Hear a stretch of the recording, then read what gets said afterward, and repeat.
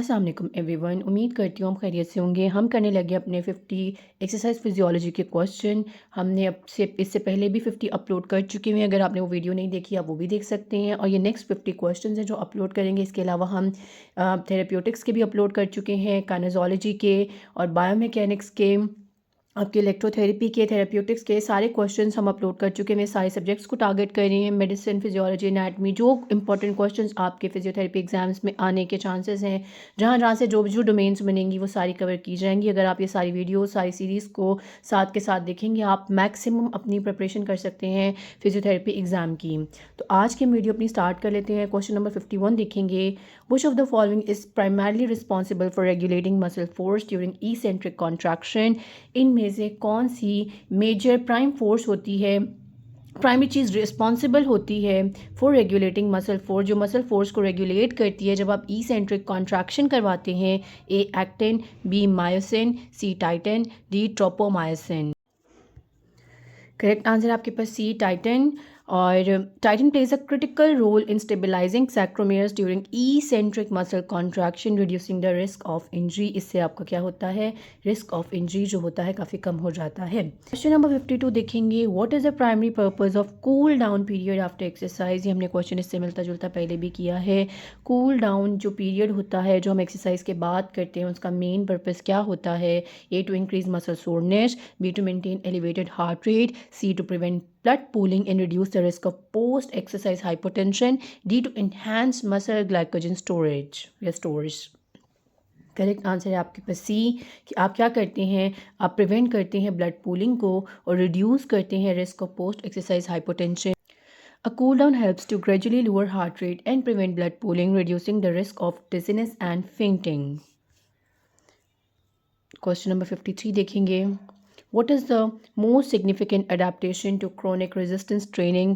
सबसे ज़्यादा significant adaptation क्या होती है, अहम adaptation कौन सी होती है जब आप chronic resistance training करते हैं? A increased bone density, B improved VO2 max, C enhanced anaerobic capacity, D decreased muscle hypertrophy। Correct answer है आपके पास ए, इंक्रीज कर जाती है बोन डेंसिटी।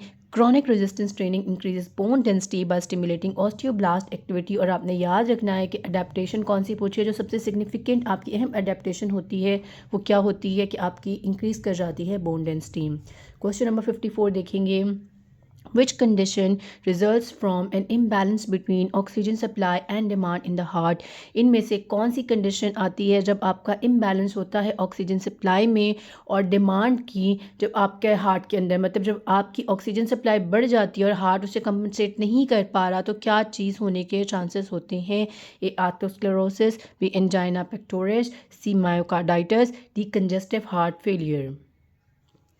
करेक्ट आंसर है आपके पास बी, एंजाइना पेक्टोरिस। एक चेस्ट पेन आती है cause by an imbalance between the heart's oxygen supply and its demand, यानी कि ऑक्सीजन और डिमांड जितनी चाहिए उतनी पूरी नहीं हो रही ऑक्सीजन सप्लाई और डिमांड में, यानी डिमांड इज़ लाइक रिक्वायरमेंट कितनी थी और सप्लाई कितनी हो रही है, उसमें जब इम्बैलेंस आता है तो क्या होता है, एंजाइना पेक्टोरिस। इन चारों ऑप्शन में से जो सूटेबल आंसर है वो आपका एंजाइना पेक्टोरिस है, कि वो होने के चांसेस आपको डेफिनेटली हैं। Angina pectoris occurs when there is imbalance between oxygen supply and demand in the heart, often due to narrowed coronary arteries। क्या होता है, आपकी कोरोनरी आर्टरीज नैरो हो जाती हैं। This results in chest pain और discomfort, typically triggered by physical exertion और stress. Atherosclerosis, C myocarditis, और डी जो आपका ऑप्शन है कंजेस्टिव हार्ट फेलियर। वो अगर इन तीनों की डेफिनेशन मैं आपके लिए पढ़ दूँ, आर्थरोस्क्लेरोसिस क्या होता है, ये वाली डेफिनेशन जो पढ़ेंगे, is a condition where the arteries become clogged with a plaque but doesn't directly refer to oxygen supply demand by imbalance। लेकिन इसका कोई ऑक्सीजन सप्लाई डिमांड वर्ड से इम्बैलेंस का कोई डायरेक्ट लेना देना नहीं, इनडायरेक्ट डेफिनेटली है, डायरेक्ट नहीं है। मायोकार्डाइटिस की बात करें, वो क्या होता है, inflammation of heart muscles due to infection not related to oxygen supply demand. इसका भी इन्फेक्शन से लेना देना है या इन्फ्लेमेशन से लेना देना जो आपकी हार्ट मसल्स की हो जाती है, ना कि आपके ऑक्सीजन सप्लाई डिमांड से। कंजेस्टिव हार्ट फेलियर की बात की जाए, वो क्या है, it is a condition where the heart can not pump या can't pump blood effectively leading to fluid buildup but it's not specifically caused by oxygen supply demand imbalance। मतलब इसकी भी कॉज में सप्लाई का जो इशू है, यानी oxygen supply और डिमांड का जो इशू है या इम्बैलेंस है वो नहीं आता, इसमें आपका हार्ट इनेबल हो जाता है वो पंप नहीं कर पा रहा होता, उसकी कैपेसिटी नहीं रहती कि वो ब्लड को पंप कर सके। तो कंजस्टिव हार्ट फेलियर में क्या है, आपका जो ब्लड है वो पंप नहीं होगा, मायोकार्डाइटिस में इन्फ्लेमेशन है, आर्थरोस्क्लेरोसिस में आपकी प्लैक्स बिल्डअप हो जाती हैं आपकी आर्टरीज़ के अंदर। तो एंजाइना पेक्टोरस यहाँ पे ज़्यादा रेलिवेंट आंसर है। क्वेश्चन 55 देखेंगे, what happens to lung volume during maximal inhalation. जब आप लंग वॉल्यूम को क्या होता है जब आप मैक्सिमल इनहेलेशन करते हैं, A tidal volume increase decreases, B residual volume increases, C vital capacity decreases, D inspiratory reserve volume increases. Correct answer है आपके पास D, inspiratory reserve volume increase कर जाता है during maximal inhalation. The inspiratory reserve volume the additional air that can be inhaled after a normal breath. ये आपकी inspiratory reserve volume की definition लिखी हुई है कि वो जो एडिशनल एयर आप इनहेल कर सकते हैं आफ्टर अ नॉर्मल ब्रेथ वो इंक्रीज कर जाती है आपकी इस केस के अंदर। टाइडल वॉल्यूम की बात करें, मैक्सिमल इनहेलेशन में कोई चेंज नहीं आता, इंस्पिरेटरी रिजर्व वॉल्यूम इंक्रीज करता है, रेजिडुअल वॉल्यूम इंक्रीज करता है और वाइटल कैपेसिटी के अंदर भी कोई सिग्निफिकेंट चेंज नहीं आता। अगर हम टेबल को देखें तो टाइडल वॉल्यूम का इनहेल और exhale in normal breath remains the same. The volume जो आप इन एयर इनहेल और एक्सहेल कर रहे हो वो सेम रहता है, इसीलिए टाइडल वॉल्यूम आपका सेम रहेगा। Maximal inhalation uses more of the lungs capacity, इसलिए आपका आईआरवी बढ़ जाता है क्योंकि मैक्सिमम कैपेसिटी आपके लंग्स की इस्तेमाल हो रही है। बात की जाएगी रेजिडुअल वॉल्यूम की, the amount of the left in lungs after maximal exhalation remains constant. Exhalation के बाद जो आपकी एयर आपके लंग्स के अंदर बचती है वो कांस्टेंट रहती है, उसमें चेंज नहीं आता। और अगर हम वाइटल कैपेसिटी की बात करें, total volume that can B exhaled after a maximal inhalation stage the same, वो भी सेम रहेगा, जिसकी वजह से आपके वाइटल कैपेसिटी में भी सिग्निफिकेंट चेंज देखने को नहीं मिलता। तो करेक्ट आंसर यहाँ पे आपका डी ही है। क्वेश्चन नंबर 56 देखेंगे, which of the following is a key function of lymphatic system during exercise. इनमें से लिम्फेटिक सिस्टम का क्या की फंक्शन होता है जब आप एक्सरसाइज करते हैं। A. Transportation of nutrients. B. Removal of metabolic waste. C. Regulation of blood pressure. D. Immunological defense. Correct answer है आपके पास B, removal of metabolic waste. The lymphatic system helps remove metabolic waste product from tissues aiding in यानी helping in recovering after exercise. Transportation of nutrients की बात की जाए तो this is a primarily the role of circulatory system not the lymphatic system. Regulation of blood pressure की बात की जाए, this is mainly controlled by cardiovascular and nervous system. Immunological defence की बात की जाए, while the lymphatic system plays a crucial role in immune function, this is not the primary function during exercise। आपने ये चीज़ बड़े ध्यान से पढ़नी है। दो आपका जो इम्यूनोलॉजिकल डिफेंस है वो आपके लिम्फेटिक सिस्टम से होता है, उसका फंक्शन भी है, लेकिन जो एक्सरसाइज के दौरान की बात की जाएगी तो उसका प्राइमरी फंक्शन नहीं होता। प्राइमरी फंक्शन क्या होता है कि वो मेटाबॉलिक वेस्ट को रिमूव करे। तो यहाँ पे आपका करेक्ट आंसर बी है। नेक्स्ट क्वेश्चन देखेंगे 57। Question number 57, what is the term for the breakdown of fat molecules into acetyl CoA, जिसे कोए एंजाइम ए भी कहते हैं। मतलब कौन से मॉलिक्यूल्स क्या टर्म इस्तेमाल करते हैं जब आपका फैट मॉलिक्यूल्स टूट के एसिटाइल को ए में तब्दील होता है। ए उसे बीटा ऑक्सीडेशन कहा जाता है, प्रोसेस का नाम पूछा गया है। B glycolysis, D Krebs cycle, glycogenolysis. तो इस केस के अंदर करेक्ट आंसर है आपके पास ए, बीटा ऑक्सीडेशन ये प्रोसेस कहलाता है। Beta oxidation is a metabolic process where fatty acids are broken down into acetyl coenzyme for energy production. और बीटा ऑक्सीडेशन के ऊपर भी आपको लिखी हुई है क्योंकि जब एसिटाइल को ए में तब्दील होता है तभी वो आपके क्रेब्स साइकिल में एंटर करता है। Beta oxidation is a metabolic process by which fatty acids are broken down into mitochondria to generate. और ये भी आप याद रखें कहाँ पे ये प्रोसेस हो रहा है, ये भी आपके एमसीक्यू बनता है कि माइटोकॉन्ड्रिया के अंदर हो रहा है। जनरेट क्या हुआ है, एसिटाइल को एंजाइम हो रहा है और वो कहाँ एंटर करता है, फिर क्रेब्स साइकिल में एंटर करता है ताकि एनर्जी प्रोड्यूस कर सके। ग्लाइकोलिसिस की बात की जाए वो क्या है, breakdown of glucose into pyruvate producing ATP and NADH. Krebs cycle क्या है, जिसे सिट्रिक एसिड साइकिल भी कहा जाता है। It is a series of chemical reaction used by aerobic organisms to generate energy through the oxidation of acetyl coenzyme A derived from carbohydrates, fats and proteins। आपका acetyl co enzyme बन गया beta oxidation से, उसके बाद क्या है Krebs cycle में के अंदर एंटर होता है जिससे आपकी एनर्जी प्रोड्यूस होती है। ग्लाइकोजिनोलिसिस की बात की जाए, ब्रेक डाउन होता है glycogen into glucose which can then be used for energy. तो ये सारों की डेफिनेशंस आप याद रखें, आपको आगे एमसीक्यूज में काम डेफिनेटली आएंगी। बीटा ऑक्सीडेशन का एक चेन रिएक्शन है, वो भी आपको पिक्चर में दिखाया गया है।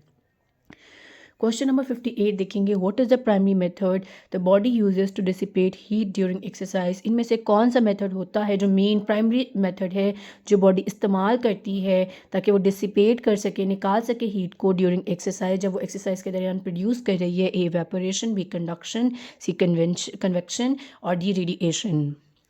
करेक्ट आंसर ए है, इवेपोरेशन के थ्रू आप निकालते हैं। Evaporation is the primary mechanism by which the body dissipates heat during exercise through sweating. Sweating करते हैं और आपकी जो हीट होती है डिसिपेट होती है, और मैकेनिज्म क्या है, इवेपोरेशन है। क्वेश्चन नंबर 59 देखेंगे, what is the primary hormone that regulates water and electrolyte balance during exercise. जब वाटर और इलेक्ट्रोलाइट का बैलेंस होता है आपकी एक्सरसाइज के दौरान, वो कौन सा हार्मोन रेगुलेट आपको करके देता है। A aldosterone, B insulin, C glucagon, D epinephrine. Correct answer है आपके पास ए एल्डोस्टेरोन करके देता है। Aldosterone helps regulate water and electrolyte balance during exercise by promoting sodium retention and potassium excretion. मतलब क्या करता है, प्रमोट करके देगा किस तरीके से आपकी सोडियम की रिटेंशन हो, आपका सोडियम रिटेन करेगा, आपका वाटर रिटेन करता है साथ में, और पोटाशियम एक्सक्रीट कर जाए, एक्सक्रीट आउट यानी बॉडी से निकल जाए। तो ये इस तरीके से आपको बैलेंस करके देता है। Aldosterone is a hormone by adrenal cortex. आता कहाँ से, एड्रीनल कॉर्टेक्स से आता है।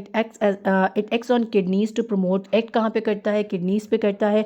प्रमोट क्या करता है, retention of sodium and water, और एक्सक्रीशन किसकी कराता है, पोटाशियम की कराता है। This helps maintain blood volume. इससे क्या होता है, आपका ब्लड वॉल्यूम मेंटेन रहेगा, इलेक्ट्रोलाइट बैलेंस रहेगा, which is crucial during exercise to prevent. इससे क्या प्रिवेंशन होती है, यानी आपको डिहाइड्रेशन ना हो और आपकी परफॉर्मेंस मेंटेन कर सकें। अगर बाकी हार्मोन्स की बात की जाए तो इंसुलिन क्या करता है, आपके ब्लड ग्लूकोज लेवल को रेगुलेट करता है। किस तरह करता है, uptake of glucose into cells. Glucagon की बात की जाए, वो क्या करता है, आपके ब्लड ग्लूकोज लेवल को इंक्रीज करता है। वो किस तरह करता है, स्टिमुलेट करता है breakdown of glycogen in the liver, के ग्लाइकोजन टूटे ग्लूकोज बने उससे। एपिनेफ्रीन क्या करता है, जिसे एड्रीनलिन कहा जाता है। It prepares the body for fight or flight response by increasing the heart rate, dilating airways and mobilizing energy stores। तो ये क्या हार्ट रेट को इंक्रीज करता है, डायलेट करता है एयरवेज को और मोबिलाइज करेगा एनर्जी स्टोर्स को। तो यहाँ पे ए आपका करेक्ट आंसर है। क्वेश्चन नंबर 60 देखेंगे, what is the respiratory exchange ratio. Definition पूछी गई है आर की। रेस्पिरेटरी एक्सचेंज रेशो क्या होता है। A ratio of oxygen intake to carbon dioxide exhaled, B ratio of carbon dioxide exhaled to oxygen consume during exercise, C volume of oxygen consume per breath, या D amount of energy produce from ATP during exercise. Correct answer है आपके पास B ratio of carbon dioxide exhale to oxygen consume during exercise. Explanation में अगर देखा जाए, respiratory exchange ratio is a ratio of the volume of carbon dioxide produce the volume of oxygen consumed. यानी जितनी आप कार्बन डाइऑक्साइड प्रोड्यूस कर रहे हैं उसका जब हम रेशो निकालते हैं, कंज्यूम जो आपकी ऑक्सीजन कंज्यूम हो रही है उसको हम आर कहते हैं।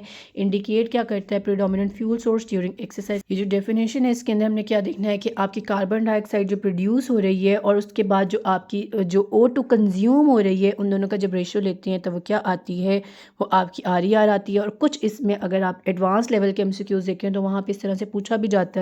आर से हमने पता तो कर लिया कि कार्बोहाइड्रेट और फैट डिटर्मिन करता है कि R helps determine whether the body is primary using कि कार्बोहाइड्रेट इस्तेमाल कर रहा है या फैट्स इस्तेमाल कर रहा है आपके एनर्जी के लिए। और वैल्यू किस तरीके से पता लगेगी, आर अगर 1 होगा इंडिकेट करता है आपके कार्बोहाइड्रेट मेटाबॉलिज्म को। आर अगर 0.7 होता है तो इंडिकेट करता है फैट मेटाबॉलिज्म को। ये दो वैल्यूज़ आप याद कर लीजिएगा, ये भी MCQs का पार्ट है। अगर आप एडवांस लेवल पर जाते हैं तो ये MCQs आते हैं कि आर 1 है तो आपका मेटाबॉलिज्म कौन सा होगा, आपके कार्बोहाइड्रेट का होगा। 0.7 है तो आपकी फैटी एसिड ऑक्सीडेशन होती है, ये आप याद कर लीजिएगा, ये आपका आता है। और आर मैयर कैसे करते हैं, इनडायरेक्ट कैलोरी मीटर से मैयर करते हैं, which analyses expired air during rest और एक्सरसाइज। आप जो एक्सपायर करते हैं, जो आपकी एक्सपायरेशन के थ्रू आपकी जा रही होती है, मतलब कि कार्बन डाइऑक्साइड, उसे एनालाइज किया जाता है। उसके बाद इनडायरेक्ट कैलोरीमीटर के थ्रू इसे मैयर करके आपको पेन डाउन करके दिया जाता है कि ये रेशो है और इसकी क्या इंपॉर्टेंस है। It provides insight into metabolic fuel utilization, कि आप कौन सा फ्यूल इस्तेमाल कर रहे हैं, कार्बोहाइड्रेट कर रहे हैं, फैट कर रहे हैं, और कितनी एनर्जी आपकी एक्सपेंडिचर आ रही है, making it useful in exercise physiology, nutrition and research. तो ये आपकी एक्सरसाइज फिजियोलॉजी में भी इंपॉर्टेंट है, न्यूट्रिशन में भी और रिसर्च के अंदर भी। तो ये कुछ कुछ वैल्यूज़ आप याद रखिएगा, या आपको ये भी MCQs आते हैं तो ये भी आपके यहाँ से कवर हो जाएंगे। क्वेश्चन नंबर 61 देखेंगे, what is VO2 drift. VO2 drift क्या होती है? A sudden increase in oxygen uptake. B, a gradual increase in oxygen uptake during prolonged exercise at submaximal intensity. C, a decrease in oxygen uptake during exercise. D, a plateau in oxygen uptake. VO2 की आपकी drift की definition पूछी गई है, अगर आपको आती है तो आपको गेस करना इजी हो चुका होगा। करेक्ट आंसर आपका बी है, a gradual increase in oxygen uptake during prolonged exercise at submaximal intensity. VO2 drift क्या है? It refers to the gradual increase in oxygen uptake during prolonged exercise at a constant submaximal intensity due to factors like increase body temperature and hormone response. VO2 यानी oxygen आप जो consume कर रहे हो उसमें drift कैसे आया? वो इसलिए आया कि आपकी बॉडी का टेम्परेचर चल रहा था, यानी इंक्रीज हो रही है। आप ऑक्सीजन कर तो एक्सरसाइज एक मैक्सिमम लेवल तक रही हैं, कांस्टेंट तक रही हैं, जो कि अब प्लेट्यू आना चाहिए था, लेकिन उसके बाद इंक्रीज क्यों किया? अगर उसकी ड्रिफ्ट आती है तो वो ड्रिफ्ट क्यों आती है? वो इसलिए आती है कि आपका बॉडी टेम्परेचर इंक्रीज कर जाता है, आपके हार्मोन का रिस्पॉन्स आता है, जिसकी वजह से आपको VO2 ड्रिफ्ट देखने को मिलती है। VO2 ड्रिफ्ट के जो आपके it occurs due to rising core temperature, hormonal changes, cardiovascular strain, muscle fatigue, और इसकी वजह से क्या आता है? This contributes to fatigue and is more pronounced in heat और एट हायर इंटेंसिटीज़। तो VO2 ड्रिफ्ट क्या है? It is a gradual increase in oxygen consumption during prolong steady state exercise even at a constant workload constant है, लेकिन फिर भी आपका oxygen consumption बढ़ रहा है। वो क्यों बढ़ रहा है? वो इन फैक्टर्स की वजह से बढ़ रहा है, लेकिन इसकी वजह से क्या होता है? आपको फटीग आती है जल्दी। करेक्ट आंसर बी है आपके पास। क्वेश्चन नंबर 62 देखेंगे, what happens to respiratory minute volume during exercise. Respiratory minute volume को क्या होता है जब आप एक्सरसाइज करते हैं? A, it decreases, B, it increases, C, it remains constant, D, it increases initially then stabilises.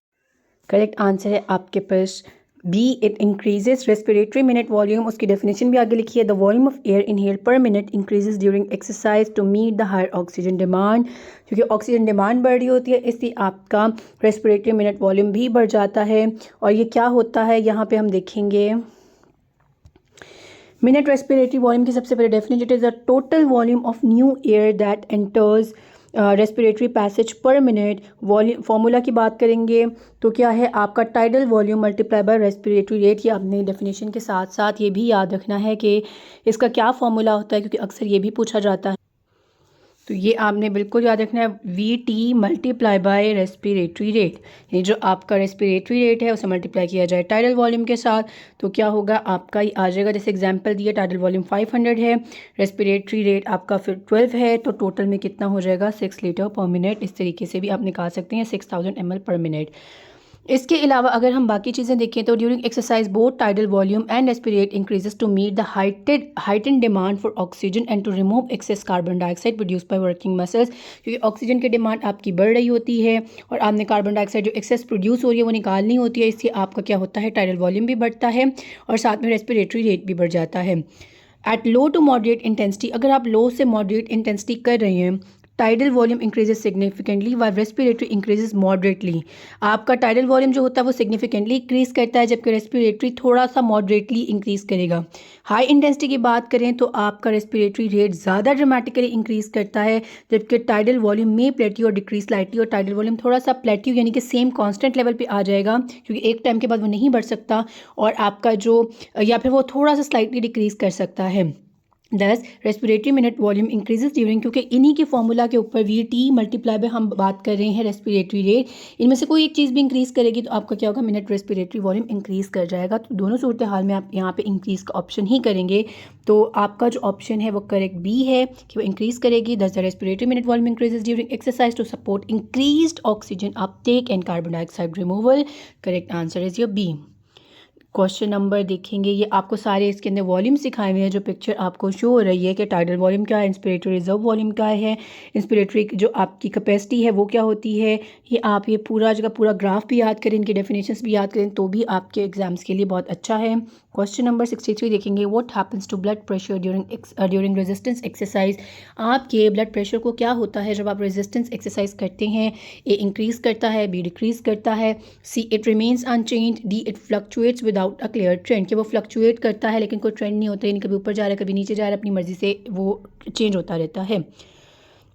Correct answer है A, it increases blood pressure increases during resistance exercise to due to the increased force and resistance exerted by muscles. Blood pressure क्यों बढ़ रहा है ये भी बताया है, क्योंकि रेजिस्टेंस एक्सरसाइज में क्या होता है, आपकी फोर्स इंक्रीज करती है और रेजिस्टेंस इंक्रीज करती है, जो कि मसल्स की तरफ से लगती है आपकी ब्लड वेसल्स के ऊपर, जिसकी वजह से क्या होता है, आपका ब्लड प्रेशर इंक्रीज कर जाता है ड्यूरिंग रेजिस्टेंस एक्सरसाइज। जैसे कि आपकी weight lifting blood pressure increase करेगा। दिस हैपन्स, ये क्यों हो रहा है, मसल स्क्वीज कर रहे हैं ब्लड वेसल्स को, making it harder for blood to flow. अब आपका ब्लड ज़्यादा क्या होगा, बहुत ज़्यादा हार्ड तरीके से, क्योंकि जितना रास्ता उसका कम हो रहा है वो मुश्किल से वहाँ से पास होगा। जब मुश्किल से उसको पास होना होगा तो उसका क्या होता है, प्रेशर बढ़ जाता है।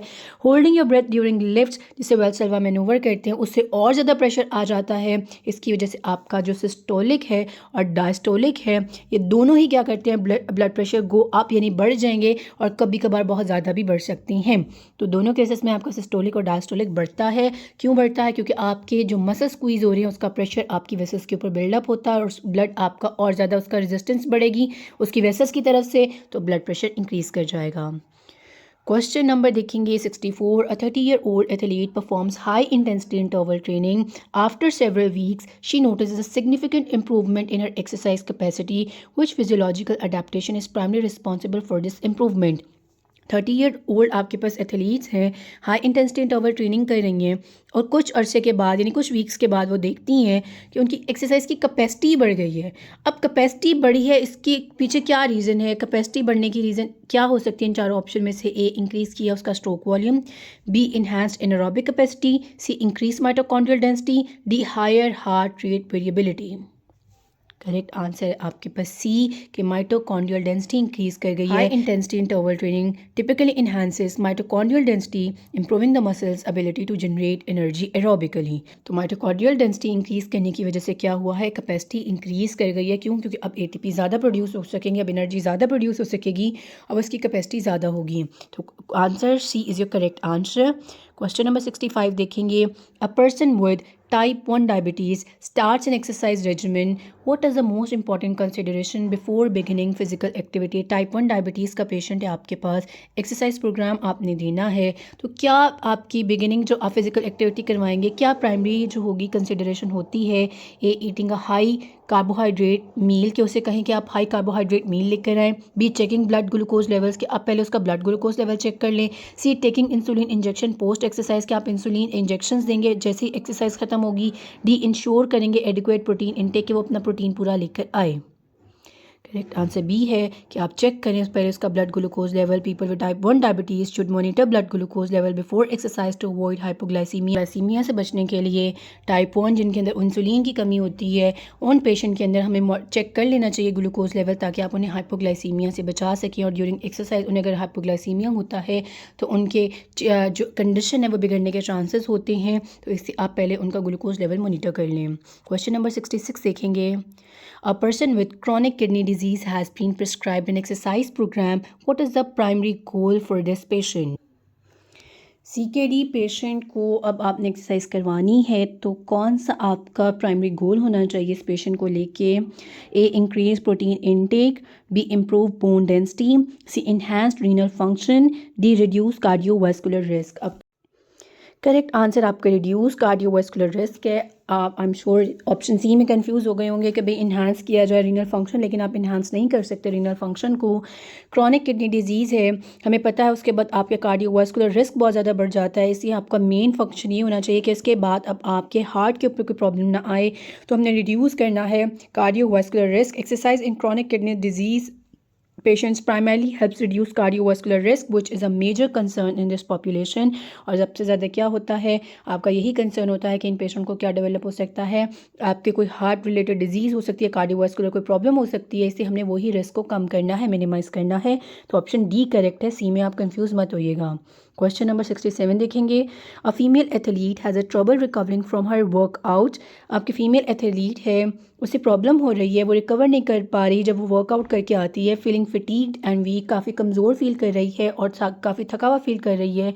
Her haemoglobin levels are found to be low, उसका HB टेस्ट करवाते हैं तो वो कम आता है, हीमोग्लोबिन लेवल कम है। What condition might this suggest, इससे क्या कंडीशन सजेस्ट हो सकती है? A, anaemia, B, polycythaemia, D, hypervolaemia, D, dehydration. Question काफ़ी इजी हो जाता है जब आप ऑप्शंस देखें या फिर कोई एक आधा वर्ड जिसके लिए हिंट आपको दे दी जाए और वो डायरेक्ट आपको आंसर की तरफ पिन पॉइंट कर देता है। जैसे यहाँ पे आपको बता दिया लो HB लेवल है, तो वो किस केस में होता है, वो आपके अनीमिया के केस में होता है। लो HB levels can indicate anaemia which impairs oxygen transport in the blood. तो ऑप्शन कौन सा करेक्ट है आपका? ए करेक्ट है। क्वेश्चन नंबर, अच्छा बाकी भी मैं डेफिनेशन के हवाले से वाई नॉट अदर्स में हमने ये नहीं देखना कि बाकी क्यों नहीं है, काफ़ी ईजी क्वेश्चन था, लेकिन हम उनकी डेफिनेशंस पढ़ लेते हैं। जैसे पॉलीसाइथीमिया है, this is an excess of red blood cells which would result in high haemoglobin levels. It's आपका इसके अंदर पॉलीसाइथीमिया के अंदर रेड ब्लड सेल्स ज़्यादा हो जाते हैं जिसकी वजह से हाई हेमोग्लोबिन आता है, आपने ये याद रखना है। हाइपरवोलेमिया क्या है? Increase volume of blood plasma, इसके अंदर आपका ब्लड का प्लाज्मा वॉल्यूम बढ़ता है और आपके HB लेवल से या फटीक से रिलेटेड नहीं है। डिहाइड्रेशन क्या है? ये तो आपको पता है कि ये आपको फटीक तो कॉज करवा सकती है लेकिन इससे HB का लेना देना नहीं है। अच्छा, एनीमिया की कॉजेज़ क्या होती हैं? ज़्यादातर जो एथलीट्स में देखी जाती हैं वो आपकी आयरन डेफिशिएंसी हो सकती है, इनएडिक्वेट न्यूट्रिशन हो सकती है, या फिर हेमोलिसिस हो सकती है, जिसे क्या कहते हैं? Breakdown of red blood cells due to intense exercise. के वो इतनी इंटेंस एक्सरसाइज करते हैं जिसके बाद क्या होता है? उनका रेड ब्लड सेल्स टूटने शुरू हो जाती हैं। तो कॉमन कॉजेज़ आपको याद होनी चाहिए कि एथलीट्स की कॉमन कॉजेज़ क्या है, मतलब एनीमिया की कॉमन कॉजेज़ क्या है एथलीट्स के अंदर? Iron deficiency, इनएडिक्वेट nutrition and haemolysis. और हेमोलिसिस क्यों है? इंटेंस एक्सरसाइज की वजह से भी हो सकता है। पॉलीसाइथीमिया में आपका HB बढ़ता है, हाइपरवोलेमिया में आपका प्लाज्मा लेवल बढ़ता है और डिहाइड्रेशन फटीग करवाता है, लेकिन आपकी लो HB से उसका लेना देना नहीं है। नेक्स्ट क्वेश्चन देखेंगे 68। Sedentary individual starts an exercise programme. Sedentary जो बिल्कुल काम नहीं कर रहे, मतलब कि लग्जरी लाइफ जो जीते हैं, जिनका कोई ज़्यादा काम की रूटीन नहीं होती, लो वर्क होता है। Individual starts an exercise programme and notices a decrease in resting heart rate. अब सेडेंट्री इंडिविजुअल होता है, वो एक्सरसाइज स्टार्ट करता है और फिर वो नोटिस करता है कि उसका रेस्टिंग यानी रेस्ट जब वो कर रहा होता है उसका हार्ट रेट तब डिक्रीज़ कर जाता है आफ्टर सेवरल मंथ्स। यानी एक सेडेंट्री लाइफस्टाइल गुजारने वाला बंदा था, काफ़ी महीनों तक ट्रेनिंग करता रहा है, अब उसका रेस्टिंग हार्ट रेट कम है। What physiological change has most likely अगर, अब कौन सा चेंज उसके अंदर, उसकी बॉडी के अंदर हो चुका हुआ है? वो एक्सरसाइज और ट्रेनिंग करता रहा उसकी वजह से। A decrease parasympathetic system, B increase sympathetic activity, C improve heart efficiency, D increase stroke volume. इससे मिलता जुलता हमने सवाल इससे पहले भी किया है। करेक्ट आंसर है आपके पास सी कि हार्ट एफिशिएंसी अब बढ़ चुकी हुई है। A decrease in resting heart rate reflects improved cardiovascular efficiency often due to increase stroke volume. ये क्वेश्चन जो हमने पढ़ा था जिसके अंदर पिछली आपको जो 50 क्वेश्चंस प्रोवाइड किए थे, इसके अंदर मैंने बहुत डिटेल से आपको बताया था कि रेस्टिंग हार्ट रेट क्यों डिक्रीज़ करता है। अगर आपने वो वीडियो नहीं देखी तो वो भी लाजमी देखें, उससे मिलता जुलता हमने सवाल किया था और उसके अंदर पूरी एक्सप्लेनेशन दी थी कि रेस्टिंग हार्ट रेट आपका क्यों डिक्रीज़ होता है। ऑप्शन ए की बात की जाए कि डिक्रीज पैरासिम्पैथेटिक एक्टिविटी, ऐसा नहीं होता, this would actually increase heart rate. अगर पैरासिम्पैथेटिक एक्टिविटी कम होती है तो आपका रेस्टिंग हार्ट रेट ज़्यादा होना चाहिए। As parasympathetic activity slows the heart rate, अगर पैरासिम्पैथेटिक एक्टिविटी क्या करती है? आपके हार्ट को स्लो करती है, अगर वो ही कम हो जाएगी तो हार्ट रेट बढ़ने लग जाएगा। इंक्रीज सिंपैथेटिक एक्टिविटी से हार्ट रेट मजीद बढ़ेगा। तो ऑप्शंस भी अगर हम देखें तो ऑप्शन ए भी बिल्कुल इनकरेक्ट है, आपका बी भी इनकरेक्ट है। Regular aerobic exercise enhances heart efficiency and stroke volume, which are key factors in lowering rest heart rate over time. Thus, the most likely physiological changes are improved heart efficiency and increased stroke volume. आपका option D भी ठीक हो सकता था, लेकिन जो resting heart rate है उसका सी से ज़्यादा लिंक बनता है, इसलिए आपने स्ट्रोक वॉल्यूम से ज़्यादा हार्ट एफिशिएंसी को प्रेफर करना है। लेकिन इनकेस हार्ट एफिशिएंसी वाला आपके पास ऑप्शन ना हो तो आप स्ट्रोक वॉल्यूम को कर सकते हैं प्रेफर। लेकिन उसका जो हम लोग पढ़ता है रेस्टिंग हार्ट रेट, ये आपने वीडियो लाजमी मेरी वो वाली देखनी है पिछले MCQs की, जिससे आपको ये चीज़ और मज़ीद क्लियर होगी। नेक्स्ट क्वेश्चन देखेंगे हम, सकते हैं 69। A person has high respiratory exchange ratio, RER बहुत ज़्यादा है, अभी हम RER पढ़ के आ चुके हैं during exercise. What can be inferred about predominant fuel source? RER, इसलिए मैंने आपसे कहा था कि RER को आपने याद रखना है। 0.7 का एक फिगर था और 1 का फिगर था, दोनों में आपको मैंने बताया वो याद रखेंगे तो क्या होगा, आपके लिए आगे क्वेश्चंस भी ईजी होंगे और इससे मिलते जुलते सवाल भी आते हैं, कभी कभार डायरेक्ट वैल्यू भी पूछ ली जाती है, तो बहुत ज़रूरी है कि आप याद रखें।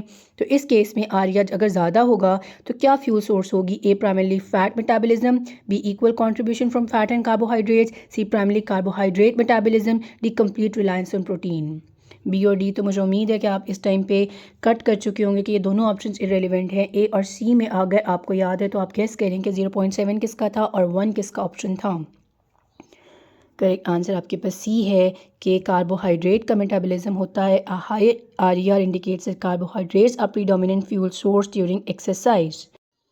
अगर आपका 1 होगा तो उससे मुराद ये होता है कि भाई आपका अब कार्बोहाइड्रेट मेटाबॉलिज्म में 1 या 1 से ज़्यादा, अगर 0.7 होगा तो वो क्या होगा, आपका फ़ैट मेटाबॉलिज्म को इंडिकेट करता है। ये भी हमने क्वेश्चन पढ़ा है। क्वेश्चन नंबर 70 देखेंगे। A person with chronic obstructive pulmonary disease has difficult breathing during exercise. COPD का पेशेंट है, एक्सरसाइज करते वक्त आपको ब्रीदिंग इशू उसको हो रहा है। What is the most likely cause of this limitation? उसकी क्या लिमिटेशन ये जो आ रही है कि उसको एक्सरसाइज के दौरान उसके सांस जो है उसको प्रॉब्लम हो रही है, सांस में प्रॉब्लम हो रही है, तो उसकी क्या लाइकली कॉज है इस लिमिटेशन की कि उसे क्यों आ रहा है? A, decrease tidal volume, B, airway obstruction, C, increase respiratory rate, D, decrease lung compliance. Correct answer आपके पास बी, एयरवे ऑब्स्ट्रक्शन है। सीओपीडी में होती भी वही है। COPD causes chronic airway obstruction leading to difficulty in breathing during exercise. Breathing के दौरान क्या होता है, आपको डिफिकल्टी आती है, आप सही से सांस नहीं ले पाते। टाइडल वॉल्यूम की बात की जाए कि यहाँ पे ऑप्शन में लिखा हुआ था decrease tidal volume, while tidal volume may be reduce in COPD. COPD में टाइडल वॉल्यूम कम होता है। It is a consequence of airway obstruction. ये क्यों होता है एयरवे ऑब्स्ट्रक्शन? यानी पहली अगर आप किसी चीज़ को प्रेफर करेंगे तो आपकी एयरवे ऑब्स्ट्रक्शन है, उसी की वजह से टाइडल वॉल्यूम आपका कम हो रहा है, इसलिए ये प्राइमरी कॉज नहीं सेकेंडरी बनती है। अगर रेस्पिरेटरी की बात करें, this is a compensatory response to airway obstruction. ये भी कंपनसेटरी रिस्पॉन्स होता है आपका एयरवे ऑब्स्ट्रक्शन का। And reduce lung function, not the root cause, ये भी रूट कॉज नहीं है। डिक्रीज लंग कंप्लायंस की बात करें, वाइल लंग कंप्लायंस में भी reduce in some cases of COPD, the primary issue is the airway obstruction. वही बात है, ये सारे होते ज़रूर हैं लेकिन ये सेकेंडरी हैं। आपकी एयरवे ऑब्स्ट्रक्शन होगी तो आपका टाइडल वॉल्यूम कम होगा, और एयरवे ऑब्स्ट्रक्शन की वजह से क्या होगी, उसको कंपनसेटरी रिस्पॉन्स में आपका हार्ट रेस्पिरेटरी रेट इंक्रीज करेगा, और साथ में लंग कंप्लायंस भी इसी वजह से सीओपीडी में और एयरवे ऑब्स्ट्रक्शन की वजह से क्या होती है, कम हो रही होती है। Airway obstruction leads to difficulty, airway obstruction leads to difficulty exhaling fully. आप एयर ट्रैप हो रही होती है, आप सही से एक्सहेल नहीं कर पा रहे होते। इंक्रीज वर्क ऑफ ब्रीदिंग, आपके लिए क्या होता है, ब्रीदिंग का वर्क इंक्रीज करता है, और रिड्यूस होती है oxygen exchange specially during exercise. इसीलिए पेशेंट को क्या होता है, या आपके क्लाइंट को क्या होता है, डिफिकल्टी आती है ड्यूरिंग एक्सरसाइज। तो करेक्ट आंसर बी है यहाँ पे। क्वेश्चन नंबर 71 देखेंगे। अ 22-year old woman is participating in high altitude marathon. 22 साल खातून है, हाई एल्टीट्यूड जो मैराथन हो रहा है उसमें पार्टिसिपेट करेंगी। What physiological adaptation might she experience as she ascends to higher altitudes. जब वो हायर एल्टीट्यूड पे असेंड करेंगी यानी चढ़ाई करेंगी, क्लाइंब करेंगी, ऊपर की तरफ जाएंगी, तो क्या फिजियोलॉजिकल अडेप्टेशन वो एक्सपीरियंस कर सकती हैं? A, decrease haemoglobin concentration, B, increase cardiac output, C, enhance mitochondrial density, D, reduced oxygen saturation. Correct answer आपके पास डी है कि जैसे जैसे वो एल्टीट्यूड पे जाएंगी उनकी ऑक्सीजन सेचुरेशन कम हो सकती है। At higher altitudes reduce oxygen availability leads to lower blood oxygen saturation. तो करेक्ट आंसर डी है आपका। HB की बात की जाए तो आपने यहाँ पे ये भी याद रखना है, डिक्रीज हेमोग्लोबिन कंसनट्रेशन जो लिखा हुआ है, this occurs not occur as an immediate adaptation. ये इमीडिएट अडेप्टेशन नहीं होगी। इंस्टेड द बॉडी में इवेंचुअली इंक्रीज हीमोग्लोबिन, बल्कि आपका क्या होता है बरक्स, इसके ऑपोजिट क्या होता है, एरिथ्रोपोइसिस ज़्यादा हो जाती है, ताकि क्योंकि आपकी ऑक्सीजन सेचुरेशन कम हो रही है, बॉडी रिस्पॉन्ड करेगी और आपका इवेंचुअली क्या होता है, इंक्रीज़ करता है HB लेवल, ना कि डिक्रीज़ करता है। तो आपको क्या देखने को मिल सकता है, increase HB production. Cardiac output की जो बात की जाए, जो ऑप्शन बी लिखा हुआ था, वाइल कार्डियक आउटपुट में increase initially to compensate for lower oxygen level, it is not the primary adaptation. ये प्राइमरी अडेप्टेशन नहीं है। प्राइमरी क्या है, वो यही है कि सबसे पहले आपकी क्या होती है, ऑक्सीजन सेचुरेशन कम हो रही होती है, जो एक्सपीरियंस करने को मिलता है। उसके बाद आपकी क्या होती है, कंपनसेशन में कार्डियक आउटपुट इंक्रीज कर रहा होता है। इन्हांस माइटोकॉन्ड्रियल की डेंसिटी, वो भी फौरी नहीं होता, उसमें आपको ट्रेनिंग चाहिए होती है, टाइम चाहिए होता है। जैसे long term adaptation to endurance training, not an immediate response, ये भी इमीडिएट रिस्पॉन्स नहीं है आपका। रिड्यूस आपका जो oxygen saturation is the most direct and immediate physiological change experience at high altitude due to lower availability of oxygen in the air. ऊपर जाके आपकी ऑक्सीजन की कमी होती है। तो सबसे पहले अगर आपको यहाँ ऑप्शन देखे जाएँ तो आपका क्या होगा, ऑक्सीजन सेचुरेशन। अगर आपके पास ऑप्शन है तो पहले आप वही क्लिक करेंगे कि ये ऑप्शन ठीक है। उसके बाद अगर ये ऑप्शन नहीं है तो आप कार्डियक आउटपुट पे जा सकते हैं, और बाकी डिक्रीज HB वाला ऑप्शन ही गलत है। और आपका इन्हांस वाला तब होगा जब लंबे अरसे तक वो वहाँ प्रैक्टिस करती रहे, तो फिर आपका यानी ये लॉन्ग इंटरवल ट्रेनिंग का आ जाता है और कोई ऑप्शन नहीं होता, फिर आप इस ऑप्शन को देख सकते हैं। इस टाइम पे इन चारों ऑप्शन में जो आपका बिल्कुल करेक्ट और बहुत रेलिवेंट आंसर है वो आपका रिड्यूस ऑक्सीजन सेचुरेशन ही है। नेक्स्ट क्वेश्चन देखेंगे 72। A 50-year-old man with heart disease undergoes a stress test. A 50-year-old man है, हार्ट डिजीज़ के साथ आता है, स्ट्रेस टेस्ट आप उसको देते हैं। स्ट्रेस टेस्ट के अंदर क्या होता है, उसका एसटी सेगमेंट एलिवेट आता है। इससे क्या मुराद है, एसटी सेगमेंट जब आपका एलिवेट होता है उसका क्या मतलब होता है? A normal myocardial function, B myocardial ischaemia, C increase ventricular contractility, D reduce cardiac output. Correct answer आपका बी है। तो एसटी सेगमेंट जब एलिवेट आता है वो क्या इंडिकेट करता है कि आपकी जो ब्लड फ्लो है वो डिक्रीज्ड है, इनसफिशिएंट है, क्योंकि मायोकार्डियल इस्कीमिया आपको ये प्रेजेंट करता है। Option B is your correct answer. ST segment elevation on an ECG is a hallmark of myocardial ischemia which occurs when the heart muscle is not receiving enough oxygen due to reduced blood flow. This is often caused by blockage or narrowing of the coronary arteries. Coronary arteries वो होती हैं जो heart को supply करती हैं, उनकी blockage हो जाए, नर्विंग हो जाए, उसकी वजह से क्या होता है, आपकी ब्लड सप्लाई कॉम्प्रोमाइज़ हो जाती है हार्ट मसल्स को, जिसकी वजह से आपको मायोकार्डियल इस्कीमिया देखने को मिल सकता है।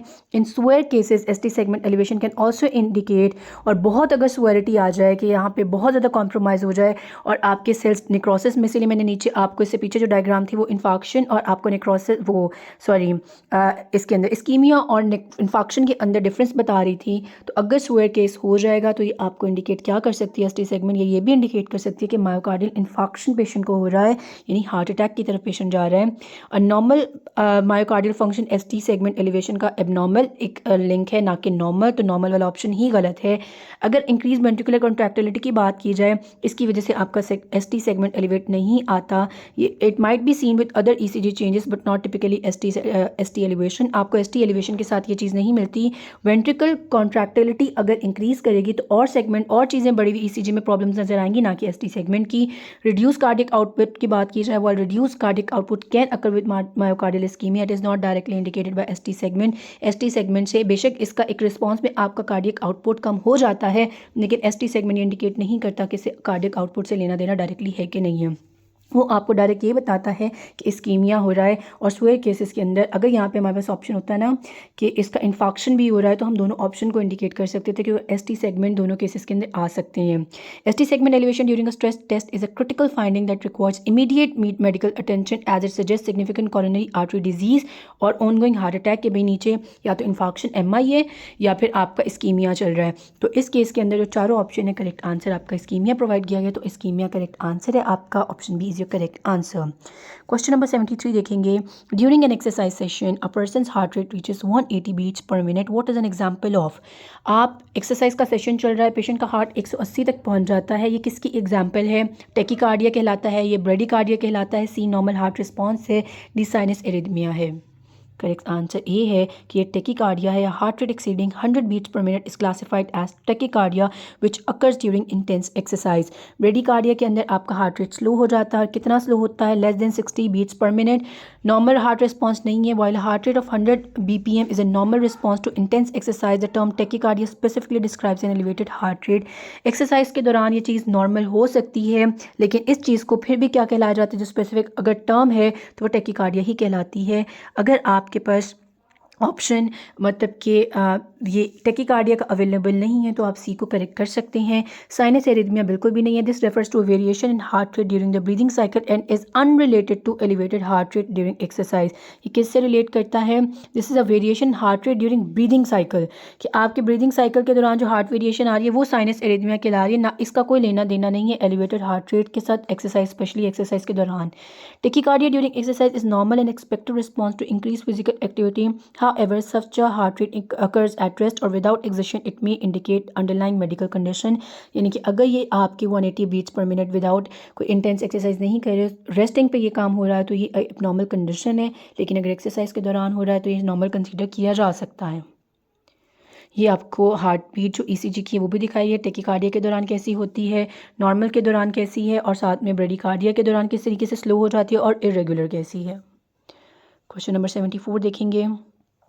During a marathon, a runner experiences muscle cramping after 20 miles. The cramping is most likely due to।